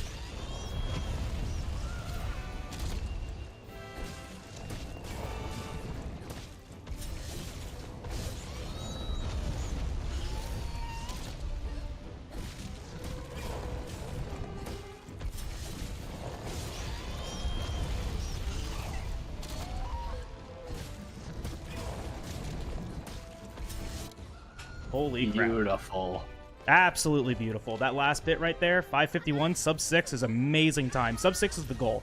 You can get a low, like a low 5. Earlier I got a 5:15, but a sub 6 is amazing. I'm surprised that wasn't a gold for me. Now, I am upset because I accidentally hit my split pedal, so I don't know what that time was. Oh. But you said, but you said for me it's usually plus 7 minutes, right? I can also figure it out from the VOD. So that'll be in the description of the video. But yeah, like what it would be usually like plus 7 minutes for RTA. For you, I think it was 4 from loads and then 1 from cutscene RTA. So like 5. So it'd be a 51. 251. 2 hours and 51 minutes. Yeah, I'm under the 255. I'm happy. I'll double check it in the VOD length too. Matt, thank you so much for the 10 months. That was a nice Xeno. No, I didn't go super critical, Ghidorah. Yeah, so that's something that didn't happen in that fight too, which we take advantage of if it happens, and it's kind of RNG dependent if it happens early or late. But he does have a state called super critical where his chest turns orange and all of the ground around him turns into fire and harms us. But when he's in that state, we can Slinger Burst the chest with one of the red slingers that's laying on the ground, and he just topples from it. So it's a really good opener, but it's not as much damage as just hand locking him like we did, which we did. We got like that was chef's kiss when we had the lock. I got like what 5 of those in a row towards the end. That was amazing. A lot. Yeah. Absolutely chef's kiss. I will say this is a very good run. Like anything around a 245, world record is a 243. This is very good. 2 carts, kind of unfortunate, shouldn't happen, but it does sometimes. With how aggressive I play the game now, and just how I'm designed and how I'm trying to do it, to reach these low times, it happens, and it happens a lot. So we'll try to play a little bit safer, but we're still within our estimate. Like I said, I'm gonna double check the time, but the estimate should be about 2 hours and 55 minutes RTA. If we really want to be safe, I'll submit it with a 3-hour, but I think 255 should be fine if we're really worried about those 5 minutes. Besides that, I mean, worst case scenario is that we cart like way too much, we just can't finish a run. But I mean, you still can if we ever triple cart though. Like you, woof. But that shouldn't happen. You know, with the equipment that we have and all of that. And like I said, a cool donation incentive for this is upgrading it to no add-ons. That's a lot less safe. But I am still really comfortable with that, and would be more than happy to de-rust that for a donation incentive. It does add about an hour to the run, though, so bear in mind. Besides that, I really do hope you guys consider this run. It's something that's near and dear to me, and I've been doing it for 3 years now, and would really appreciate the consideration to participating in AGDQ. Thank you again, Green, for supporting me during this and doing commentary. I really do appreciate thank it. you for having and me. Being my fact check.